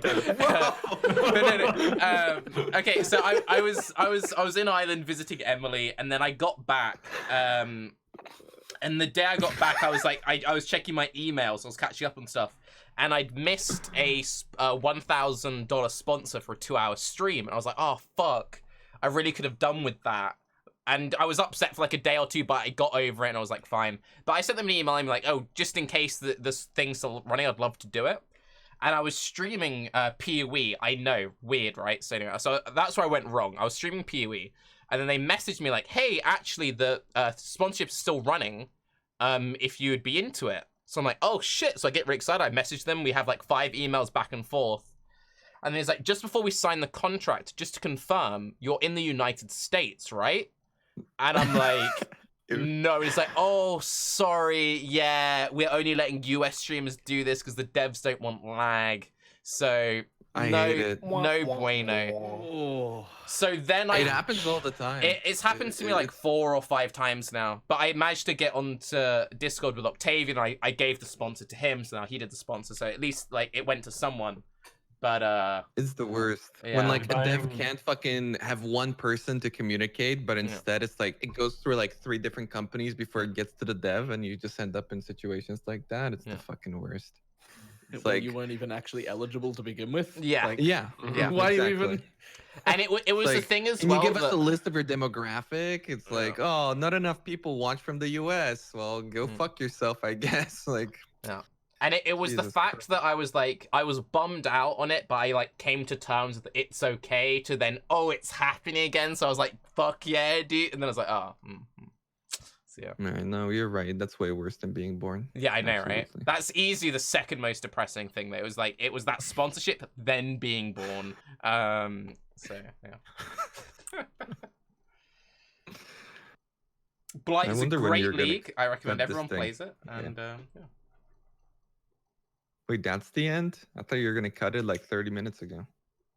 I could do. What Thanks for would, tuning into the second podcast about us as people. yeah. Everybody who's stuck around, we do appreciate that. At least At those least we people always talk shoutcast. about PoE first and then like drift into like some other random stuff. So that kind of Oh, makes sense. okay. There are podcasts who get like the weird stuff out first and then do the actual topics. Quickly, force I people want to to be run part. an idea. Oh, I think the stream just died. I guess that's where the Oh, podcast shit. ended then. It's back now. Okay. But no, okay, I want to Still run up an for me. idea past you because I think this is a genius idea. So I got an offer to do another sponsor with a mobile game, and I don't really like doing sponsors for mobile games. And I'm like, shit, how can I do this in a way that I keep my integrity? What if I make because they want me to just do like a 2-minute advert in any YouTube video. What if I made a YouTube video called "How Do Game Advertisements Work on YouTube?" and the video is explaining how game ads work, and I do the ad for the game in that video. I feel like the sponsor's not going to be happy about it. Why not? I Integrity's think holding on by a thin string at this point. I don't You know. can try playing the game while you're away at like ExileCon, because you have to like play some mobile game. No, on it the needs road to anyway. it needs to come out by the It's the 15th. worst. By the 15th, that's still too early, then, yeah. Yeah. Well then, rip That's integrity. intense. That's not enough time to make a high quality video, Tarke. I've never made a Mhm. high quality video in my life. What are you talking about? With all the editing Tarke usually puts into his videos, yeah, I can. Yeah. They're gonna, like, Like, they want me Jesus. to show assets. 15? It's like, you want to show these assets? I can fucking open my download folder, drag that asset on screen, no problem. I can do that for you. No. Mhm. I don't know. I think I'm gonna try and be meta. And if they, the other thing which they do, which is a bit annoying, is you need to send them the video 2 days in advance so they can screen it. So I think I'm gonna make the meta video, and if they say no, then I just be like, oh well, I tried. But Then that's it, yeah. yeah, Well, at least you still have a video to post then. I won't And then post you the can be video like- afterwards. I mean, you could still post Maybe it, just right? post a Like, you video just don't get about- money for it. I guess. No, What- you don't post the video with the advertisement. You just post like a thing where you go, Yeah. and this is where they would have paid me, but they're fuckheads, so fuck them. That I But you would can still do. explain That I that would do. process for That me. sounds like Yeah. my level of maturity. Yeah. Absolutely. Yeah. Just cut it out and show big dick Yeah. instead. You can go now, by the way. Not to Ooh. not to repeat Chris Wilson on you, but you're not you're not Get out. contractually required to stay. If you're staying in this call at this point, you're doing it because you're enjoying the conversation. Like you've fulfilled your I guess I'm out contract. then. Yeah. Could the end of this podcast just always be just you going, you can go now. You may leave. Yeah. Get out. That's the nice version. Well, I do have to put together some more furniture for my IKEA because my apartment is not yet a real place where people can live. So I am going to duck out, but feel free to. I'm sorry, that was insensitive. I shouldn't say duck out with Balor on the stream. Yeah, That's very I rude thought of about me. that. I'm gonna dip and say that. That's what the youth say nowadays. I'm a dip, fam. Oy. You reminded me of going Quackers. Quackers. I gotta sort out why I can't have a webcam on a group call. I think it's just. That's Maybe we could try swapping to Australian server and see that. If that Well, that's probably the second screws up time Raiz that's and happened. myself. Hmm. it happened last time I was Yeah, faded doing connections. faded we had as well. The laggy But Balor. before that, I was doing it and it was fine. Hmm. So I don't know what happened, but at some point I lost the ability to use, but only on Discord because I stream fine. What the So, fuck, I have no idea. Tarky? Look, dude, it's fine. This is the new overlay for the podcast. Done. What are you, what? Fuck? Oh, we lost Done. the duck though. DMs leaked, dude. That's fucked up. Yeah, You fucking messaging my ex-girlfriend, Tarky? What's your fucking problem, dude? don't want to leak Come that on, man. I that saw- beautiful. I fucking duck saw DM. that. Yeah. Yeah. Uh, God damn, dude. This is actually Okay, way we got better. the duck back. Yeah. Good now. The worst part about that is that I had the duck like on my screen the whole fucking podcast. Yep, and I in was chat, like, right? dude- Yeah. Yeah, and I was like, literally 3 hours into it, I was like, wait, why don't I just fucking remove the chat so I don't have to look at this thing? God damn it, It's Stream the crash best duck. again. I don't know what you're on about. That's a fantastic duck. it's ridiculous. You should stop it. Yeah. Get rid of it. I also like that you made a shirt with a duck on it, wearing an actual Balor shirt Yep. wearing my actual logo. with your actual logo on it. Yeah. Yeah. Your logo is pretty good though. I like it. I like Yeah, the no, it's a good I logo. don't like the duck. I've been trying to work out like a new logo thingy, but the problem is it's like I It's a find cat. most game logos cringe as fuck. Would you agree with that? Like most streamer branding is pretty cringe. Just looking at the list, like most streamers have like pretty decent branding. I mean, just who I'm seeing right now. Some are weird, some work well. Mm. Most people seem to have like, just looking at my like follow channel list, most people seem to either have like, just like a picture of themselves some way, like I know Gazzy, Lisa, Parks, Tarke has a cat. I never liked Ziz's logo, to be honest. I never liked from the Ziz beginning, either. Like this is a cool dude, but like the logo and the whole like lightning thing on his YouTube videos, I always found that to be cringe as hell. But I've told him, so it's not talking shit behind his back. I told him. Well, he did get rid of it, no? It was The like lightning thing. I think he eventually got rid of it. Yeah. Yeah, because it was like everybody was like, "Dude, this is terrible," and he was like, "Man, but I paid so much money for it." That's Yeah. you've told said him about this he before, actually showed me, Raiz. like, right at the beginning. I was like, dude, this is shit. Don't do it. This is always the Yeah. thing. The rule is the more money you pay for something, the worse the quality is. The only emotes I've paid paid money $30 for for have been my dog logo. shit. I paid $30 for my logo. That was it. Is that a lot as far as logos go? I made mine myself. I pay with exposure, you know. I'm a real content creator. You know what I do, and I don't think I've ever told Raiz this. You know, I try and always pay the guy who makes our overlays. Yeah. Yeah. You try to. Yeah, I don't always, but like usually I try and give him like $30 or $60 so he can buy like a supporter pack or some shit. Oh, you do pay him? Yeah. Oh, I didn't even know. Yeah. Oh shit. The Yeah, I overlays think- are really nice. So Yeah. Hmm. I thought that was a thing. Okay. No, he's a really nice guy. I'm gonna try and get him some at ExileCon. You know, we're gonna get some like exclusive MTX. I'm gonna try and like get like an extra code or some shit to give him as like a thanks, you know, for all the because it's been the same guy doing our overlay for like 2.5 years or something now. That's a long time. Yeah. yeah, Baeclast has been around like really long time. When we like started the whole thing, I remember like what I find like the funniest thing about the whole thing that you actually stuck with the stupid name that mainly Yeah. I was actually in favor of. That was the best part. Yeah, because I I think hated the name everybody Baeclast. but Tarke was in favor of it. Yeah, I hated the name. I think I Tarke- thought it was stupid. Yeah, Tarke hated the name. Everyone else was just like, yeah, let's do it. It's a meme. It's good. Whatever. Yeah. Tarke really hated it, and like he's like managing the whole podcast with the name that he always hated, which is It's Do you alright. still I'm see a it, bit Tarke? Bit late to rename now. No, at this point, I'm just kind of like, it's whatever. I don't really mind it. But when we first, like, for the first few episodes, like, this is so fucking cringe.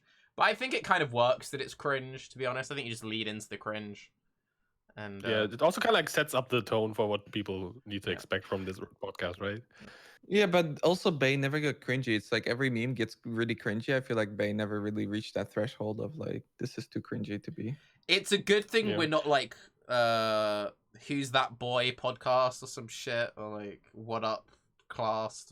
But no, Bay's always kind of. you know. What up, class? What up, class? I think that would be like a good meme for like the 50th episode. Just like change up the name to something even more ridiculous for like just like April Fools or whatever. can't we even- renamed the podcast to What Up Classed. God, I think we were even using Skype for them, right? We used Skype the first like 10 episodes or something.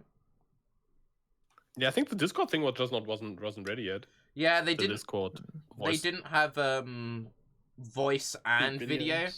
Videos. I think it was something like people were using Discord for voice and like Skype for video or some shit.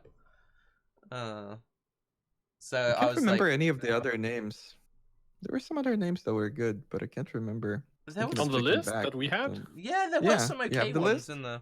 Yeah, we had like a list with like at least like 8 names or something. Yeah. Wait, do you have the list? I don't have the list. Like I have it somewhere. I save everything. I like nothing that I've ever like was involved in with like creating content. I have everything still here. I have every single thing that I ever recorded on any video, any footage. I have everything on my HDD. What? So this has to be How somewhere many here. hard Finding drives it do you though is a own? different story. Do you want to You hear can something name it which is something? really bad practice? I think Raiz has probably done this as well because I don't think you give a fuck. twice I've deleted the entire catalog of local recordings I have on my computer. So like I haven't done that. I did a way worse thing recently. I was trying you're to not set up my supposed to. overlays for the WoW stuff with Stream Elements before it launched and everything, and I fucking deleted my alerts. Don't. I was like, dude, I have to not delete this because it's like super, because it's not even made in like Stream Elements. It's made in like a separate entire thing. Then you have to upload it. It's like an absolute nightmare. And I was like, no matter what, I cannot delete this. And it was like Masterpiece was the one name, and then it was Masterpiece 2. So I was like, oh, Masterpiece 2 must be just, useless. Why would I need Masterpiece 2? It turns out it was two completely different things, and I deleted my sub alert. Nice. And then I fucking cried about it. It was so bad. When I at least when I deleted my vids, I did it on purpose. Basically, it was one of those things like my hard drive was getting full, and I was like, really, I should buy an external and put these all on there so I have a record of it. Like if my YouTube ever got like nuked or something.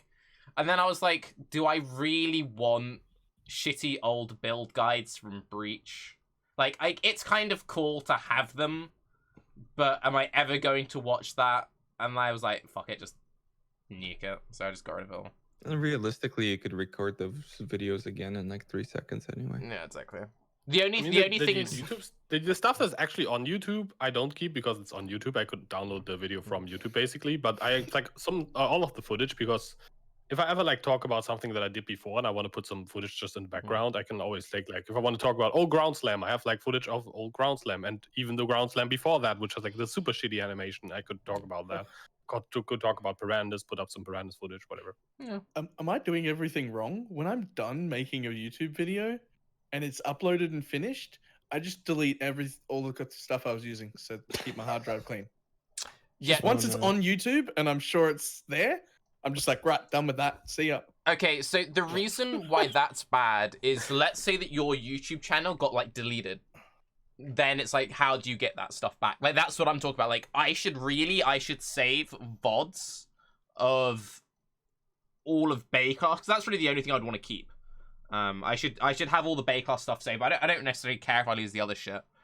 But yeah, like if you did a copyright thing or you went wackadoo or someone just like troll reported the fuck out of your channel and your YouTube got wiped, how would you get those videos back if you wanted them back? Well, I just wouldn't. Yeah. If they disappeared from the internet. Well, the thing is, like with PoE, right? It's temporary content anyway, because very little of it remains relevant. Exactly. That's true. I mainly keep it for like referencing older content and all that kind of stuff. But I mean, I have like so much HDD space, it doesn't really matter. Like I have one HDD that's like super slow. That's just like my archive basically. And you got extra fucked over. Because even if you had like the clips of like the Wedu and stuff, you can't use I mean, that I recently made a loot filter for Neversink where I actually used all that type of stuff because I wanted to make that. Like he asked me like a year ago and I was like, okay, now actually, wait, I was going through old messages and was like, oh yeah, I wanted to make loot filter sound. And I actually like went back to like the original Wedu, took that one, the purple from the purple video and put them all in there. So that was actually a case where I was really happy to have all these recordings. Because now I have like the original sounds from the original sound bites put into loot filters. I was so useless that he asked me to do that, and I was like, yeah, I'll get around to it, dude, no problem. And then, like 2 years later, I noticed that there was a filter on the website, and somebody else just made it. I was like, oh yeah. Oh, you didn't make your own thing? I did the same thing, but no one could be bothered to make a filter for me. Yeah. It's good? Yeah, it's actually good. Oh, cool. I never actually tried it. I only heard it on Steel Mage's thing. I go, wow. You didn't even use it? Yeah, I heard it on Steel Mage as well. But it's really good. Wow. Wow, yeah. A lot of wows. And I couldn't move, man. Being 2:30 in the morning, I'm going to go to sleep. I'm in. All right, fine. Leave then. Hey, I wasn't the first person to leave. Yeah, you couldn't even be original. Octavian is coming back. Yeah.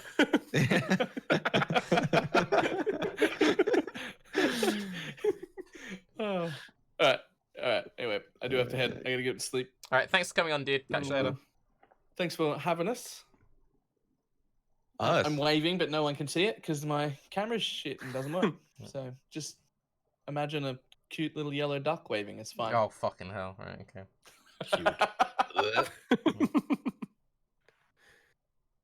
That was actually one thing which was mildly amusing. Is me and Balor were on a Last Epoch podcast with the devs ages and ages really? ago. Yeah. It was one of the devs. He was a really cool guy actually. But what was quite funny is the host of the podcast, he had to leave like the second the podcast ended, and then it was just me, Balor, and this dev just left in this like Discord call. So we just like we were doing what we were doing now, just chatting shit for like an hour off stream. And we were just like, wait, what? So yeah, that was kind of cool. Wait, what? I no, it'd be like if we had an episode with Chris and then we ended Baeclast and then just kept chatting shit with him for like an hour off stream. You know, it's cool. It's really cool that you can do that shit, but it'd be kind of like, why are we doing this after the? You know what I mean? Yeah, why not on the podcast? Like, Yeah, exactly. extend the podcast, maybe. Yeah, it's way better to tell him to fuck off while on the podcast. Yeah, before yeah. he leaves, and you don't have an opportunity to do that. Yeah. Out of interest, Raiz, who are you most excited, other than me, obviously, to meet at ExileCon? Again. I think I'm excited to meet everybody, really.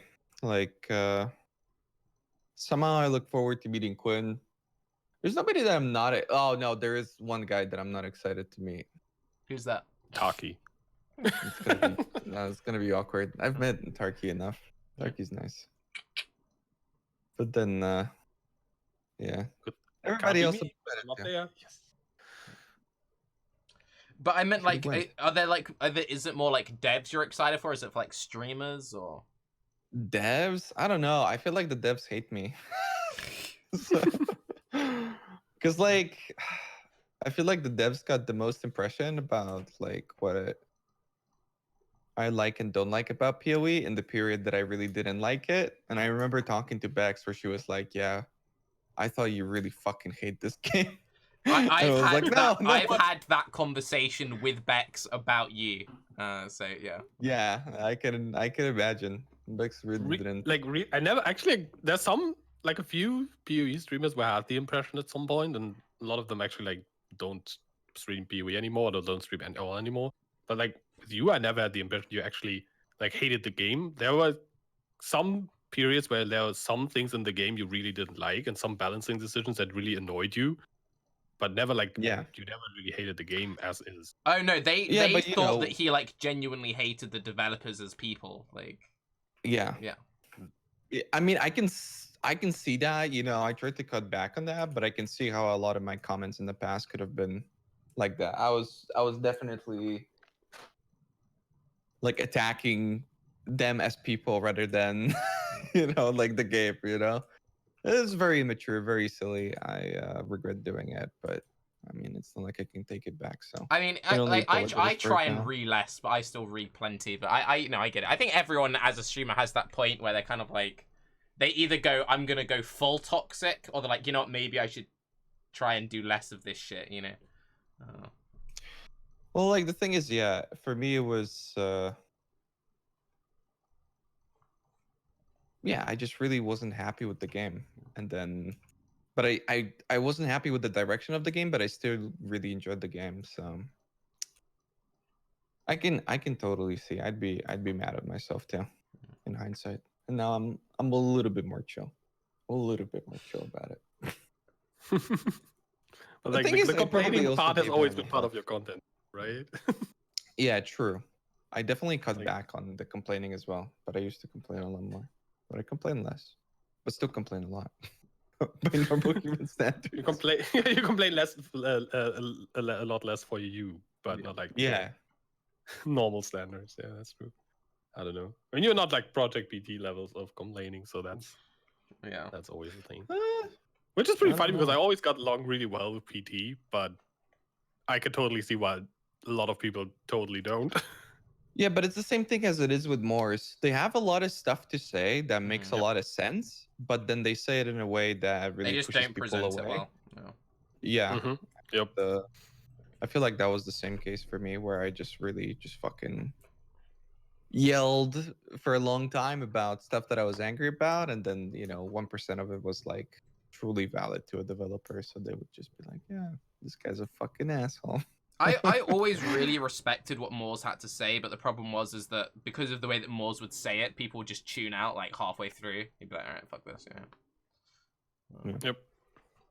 I think I always enjoyed like when Nugi and Morse Yes. sat together Coffee and like Talk talked was about great, stuff. yeah. Like Nugi was able to like bring out the best comments out of like Morse's criticism in a way that was actually like, I don't know, more approachable and more like understandable for most people. Mm. And like it never really got to the point where people would like tune off. So those conversations always worked really well. I think Grimro suffers from that a bit as well, and it's not even a case of like he says the wrong thing. It's just like people have an image in their mind of who he is, so people would be like, "Oh, he's an MF boy. I instantly don't like anything you're saying because it goes against how I play PoE," which I always find really weird. Like if he made a video and Ziggy made a video saying the exact same thing, there'll be a completely different reception because of what people think he is compared to what he's saying and all that weird shit. I always find that really I interesting. think he got better about that though. Yeah. Yeah, I he think got definitely better did. about it. Like his most like recent video where he talked about like the Blight rewarding stuff with the oils, that was like really Yeah, well worded yeah. and a lot more like carefully explained and put for like the average person, that you didn't really get the feeling of like some of like his earlier videos where he was like talking about stuff from his perspective. Even I felt often like he was like so far away from what my gameplay experience was, and he didn't really address like this difference at all. And now he's like kind of addressing it more and like trying to like scale his point of view back to like where like he started, for example, early league, and to like normal gameplay and MF gameplay. I mean, it's like who you surround yourself with. I see that a lot, where people surround themselves with people who have that like really elitist attitude, and then when you start making videos for other people, it's like, oh, not everybody processes these things the same way. Yep. So with him, it was like super apparent. I would say you suffered from that too, Tarke. Yeah. Actually, No, definitely. you like a lot of people thought you were very elitist. Yeah, Probably I because always of found that that really funny because of how casual I am. Yeah. Yeah. People think I'm completely different. I think it's because a lot of people will engage with my content, but they don't actually ever watch me play the game. So they think I'm like Empyrean or some shit. But what they don't realize is I'm someone who plays very little PoE, and so most of the time like fucking around with my hideout or like just chatting, talking shit, doing like 5-minute map Yeah. player and stuff. Talking about clothes for like 3 hours, then Yeah. QB 2 hours, then Yeah. gameplay half an hour, and like this elitist plays PoE 6 hours a day. It is actually funny how a lot of it. I do actually think a lot of it is the accent. I genuinely think a lot of it is the accent.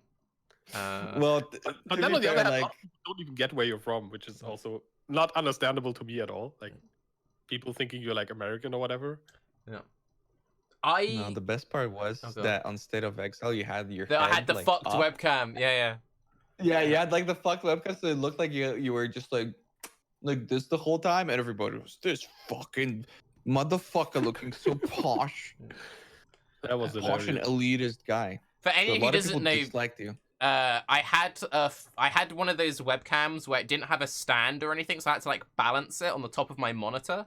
So because of the angle and everything, basically it was like this weird angle, so it just looked like up my nose. So because I have a kind of a posh accent, and also I've dumbed down my vocabulary quite a lot now from when I first started making content. So people were like, who's this posh as fuck British People are YouTuber who angry. thinks he's better than everyone else, looking down his nose, and like, yeah. Whereas now I guess I that can work as like kind of like a streamer personality thing. yeah, you can but- see it. You can see it here in this beautiful, beautiful, yeah, yeah. Okay, it's even more extreme than I remembered. that's, Yeah. That's hilarious, though. Oh. Wait, I'm not seeing it. Now I taped my webcam to the wall, so I get a much better angle. But now everyone thinks I'm really short because now I haven't. It looks down Yeah, on me. that's hilarious Yeah, as well. so- But then Raiz is a fat dwarf, as I learned, so... Yeah, it's true. True. And people were like super surprised at the Berlin meetup that I'm not super short either. So Well, I say it. I say I it was to surprised. anyone who looks short is tall. Anyone who looks tall is short. But a lot of it's just like because we all have the same camera angle to different degrees. We have the cameras above us looking down, so it's like in filmmaking, a low versus high angle shot, like displaying power. Whereas if you compare that to someone who has the cam on their desk and they lean back like this, and now they look really long and tall. Like Mathel's always like playing like that, so he looks huge. So Well, like it also depends, right? Because if you're sliding over the cat, it's like if you sit up like this, right, for like a taller person, you only see like a part of the body, Yeah. but then you see like the whole body. When you look at Mathel's cam, he like is basically entirely in the frame, like Yeah. waist up. It's Yeah. like you can't fucking do that Yeah. if you're taller. Like you just can't do it. I would have So- to put like the monitor way further away, and then you can like see half the Yeah. room, which is like this room is like not really my like. I will move soon to a different room with my streaming setup because it's like full of like random. This is basically where the kid does all like the like play. I don't know how you call it, Play-Doh stuff and all that kind of like everything messy goes on in this room. What the So fuck? yeah, this So the kid water- can't even play because you're doing a watercolors. podcast? wow, that type of stuff. wow, you piece Yeah, of she's shit, Yoji. banned from this room now. She's been from, like, crying doing and knocking watercolors on the and- door this Yeah, whole stream. fucking like 5 hours. Just like please Actually, let like me in. she has like school vacation. She's not even here, so that's why I could actually do the podcast. That's You- why I bugged you, Tarke. That I was like, okay, you're still looking. You were like on the stream. You were like, I'm looking for someone to do the podcast. I'm like, wait, this weekend kid is not here. I can actually do a podcast this weekend. So I was like, yo, get Yoji. By the way, I'm very subtle with these stuff. I don't pretend to like be interested in Tarke. I just like Oh no, run through Yoji. stream, and whenever Yoji the was topic very comes much up, I'm like, get Yoji on the podcast. I think he literally said in chat, Yoji can do this weekend, and it's like okay. Yeah.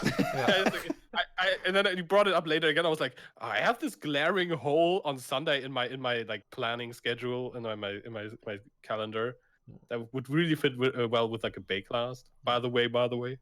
The thing, so this is the thing with Yoji, is Yoji comes across as this really nice person, but he's actually just incredibly selfish and just trying to make stuff work around his schedule.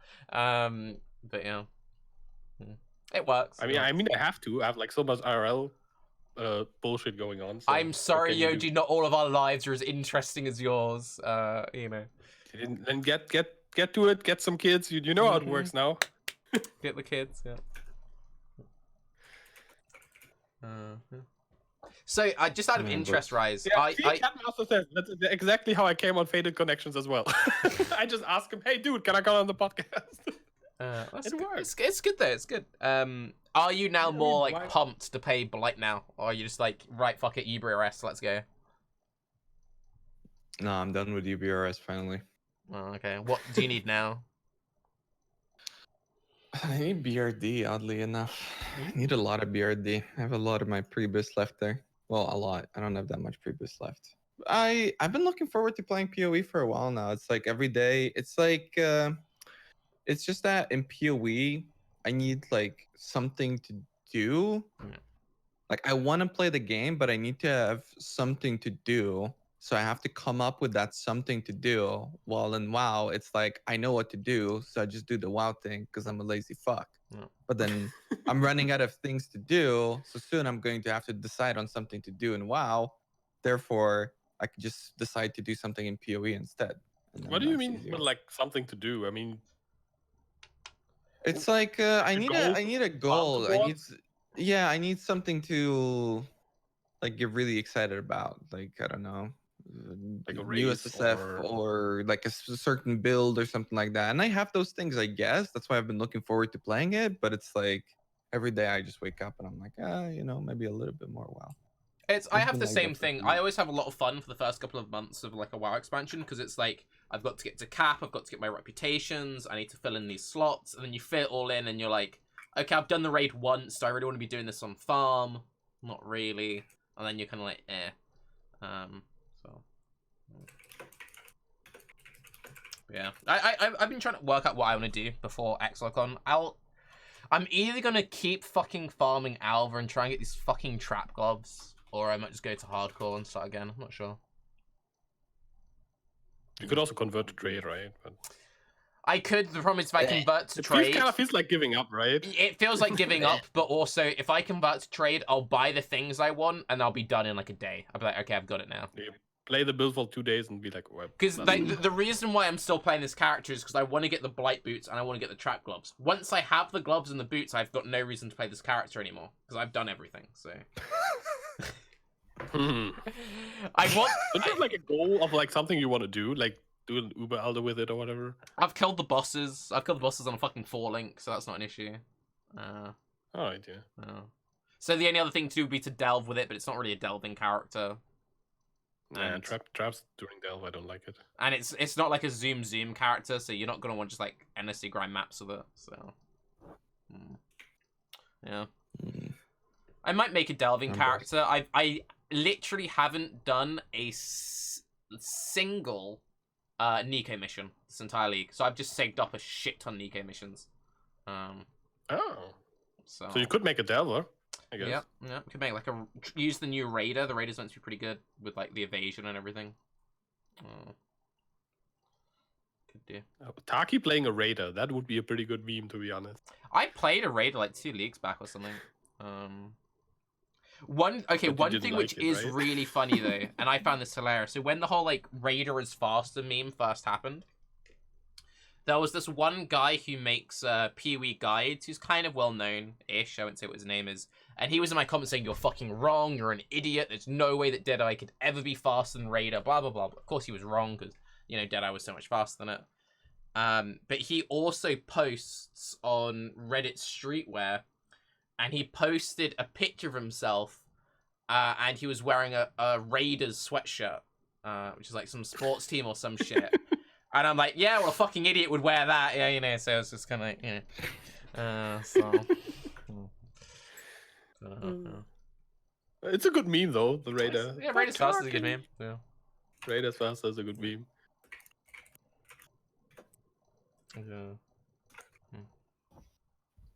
All right, I'm peacing out, boys. Yeah, I need to get. I need to eat some Just food. thought the same. Yeah. Girlfriend's been asking if dinner time is dinner time now, so yeah. All right, well, let's thank everyone for hanging out. People, I will get this on YouTube as soon as I can, and I'll let you guys peace out. Thanks again, peeps. Yep. Bye. Thanks for having me on the podcast. Podcasting is always awesome. Thanks for coming on. Happily do it again. Bye bye. Bye bye. Bye, guys. Bye.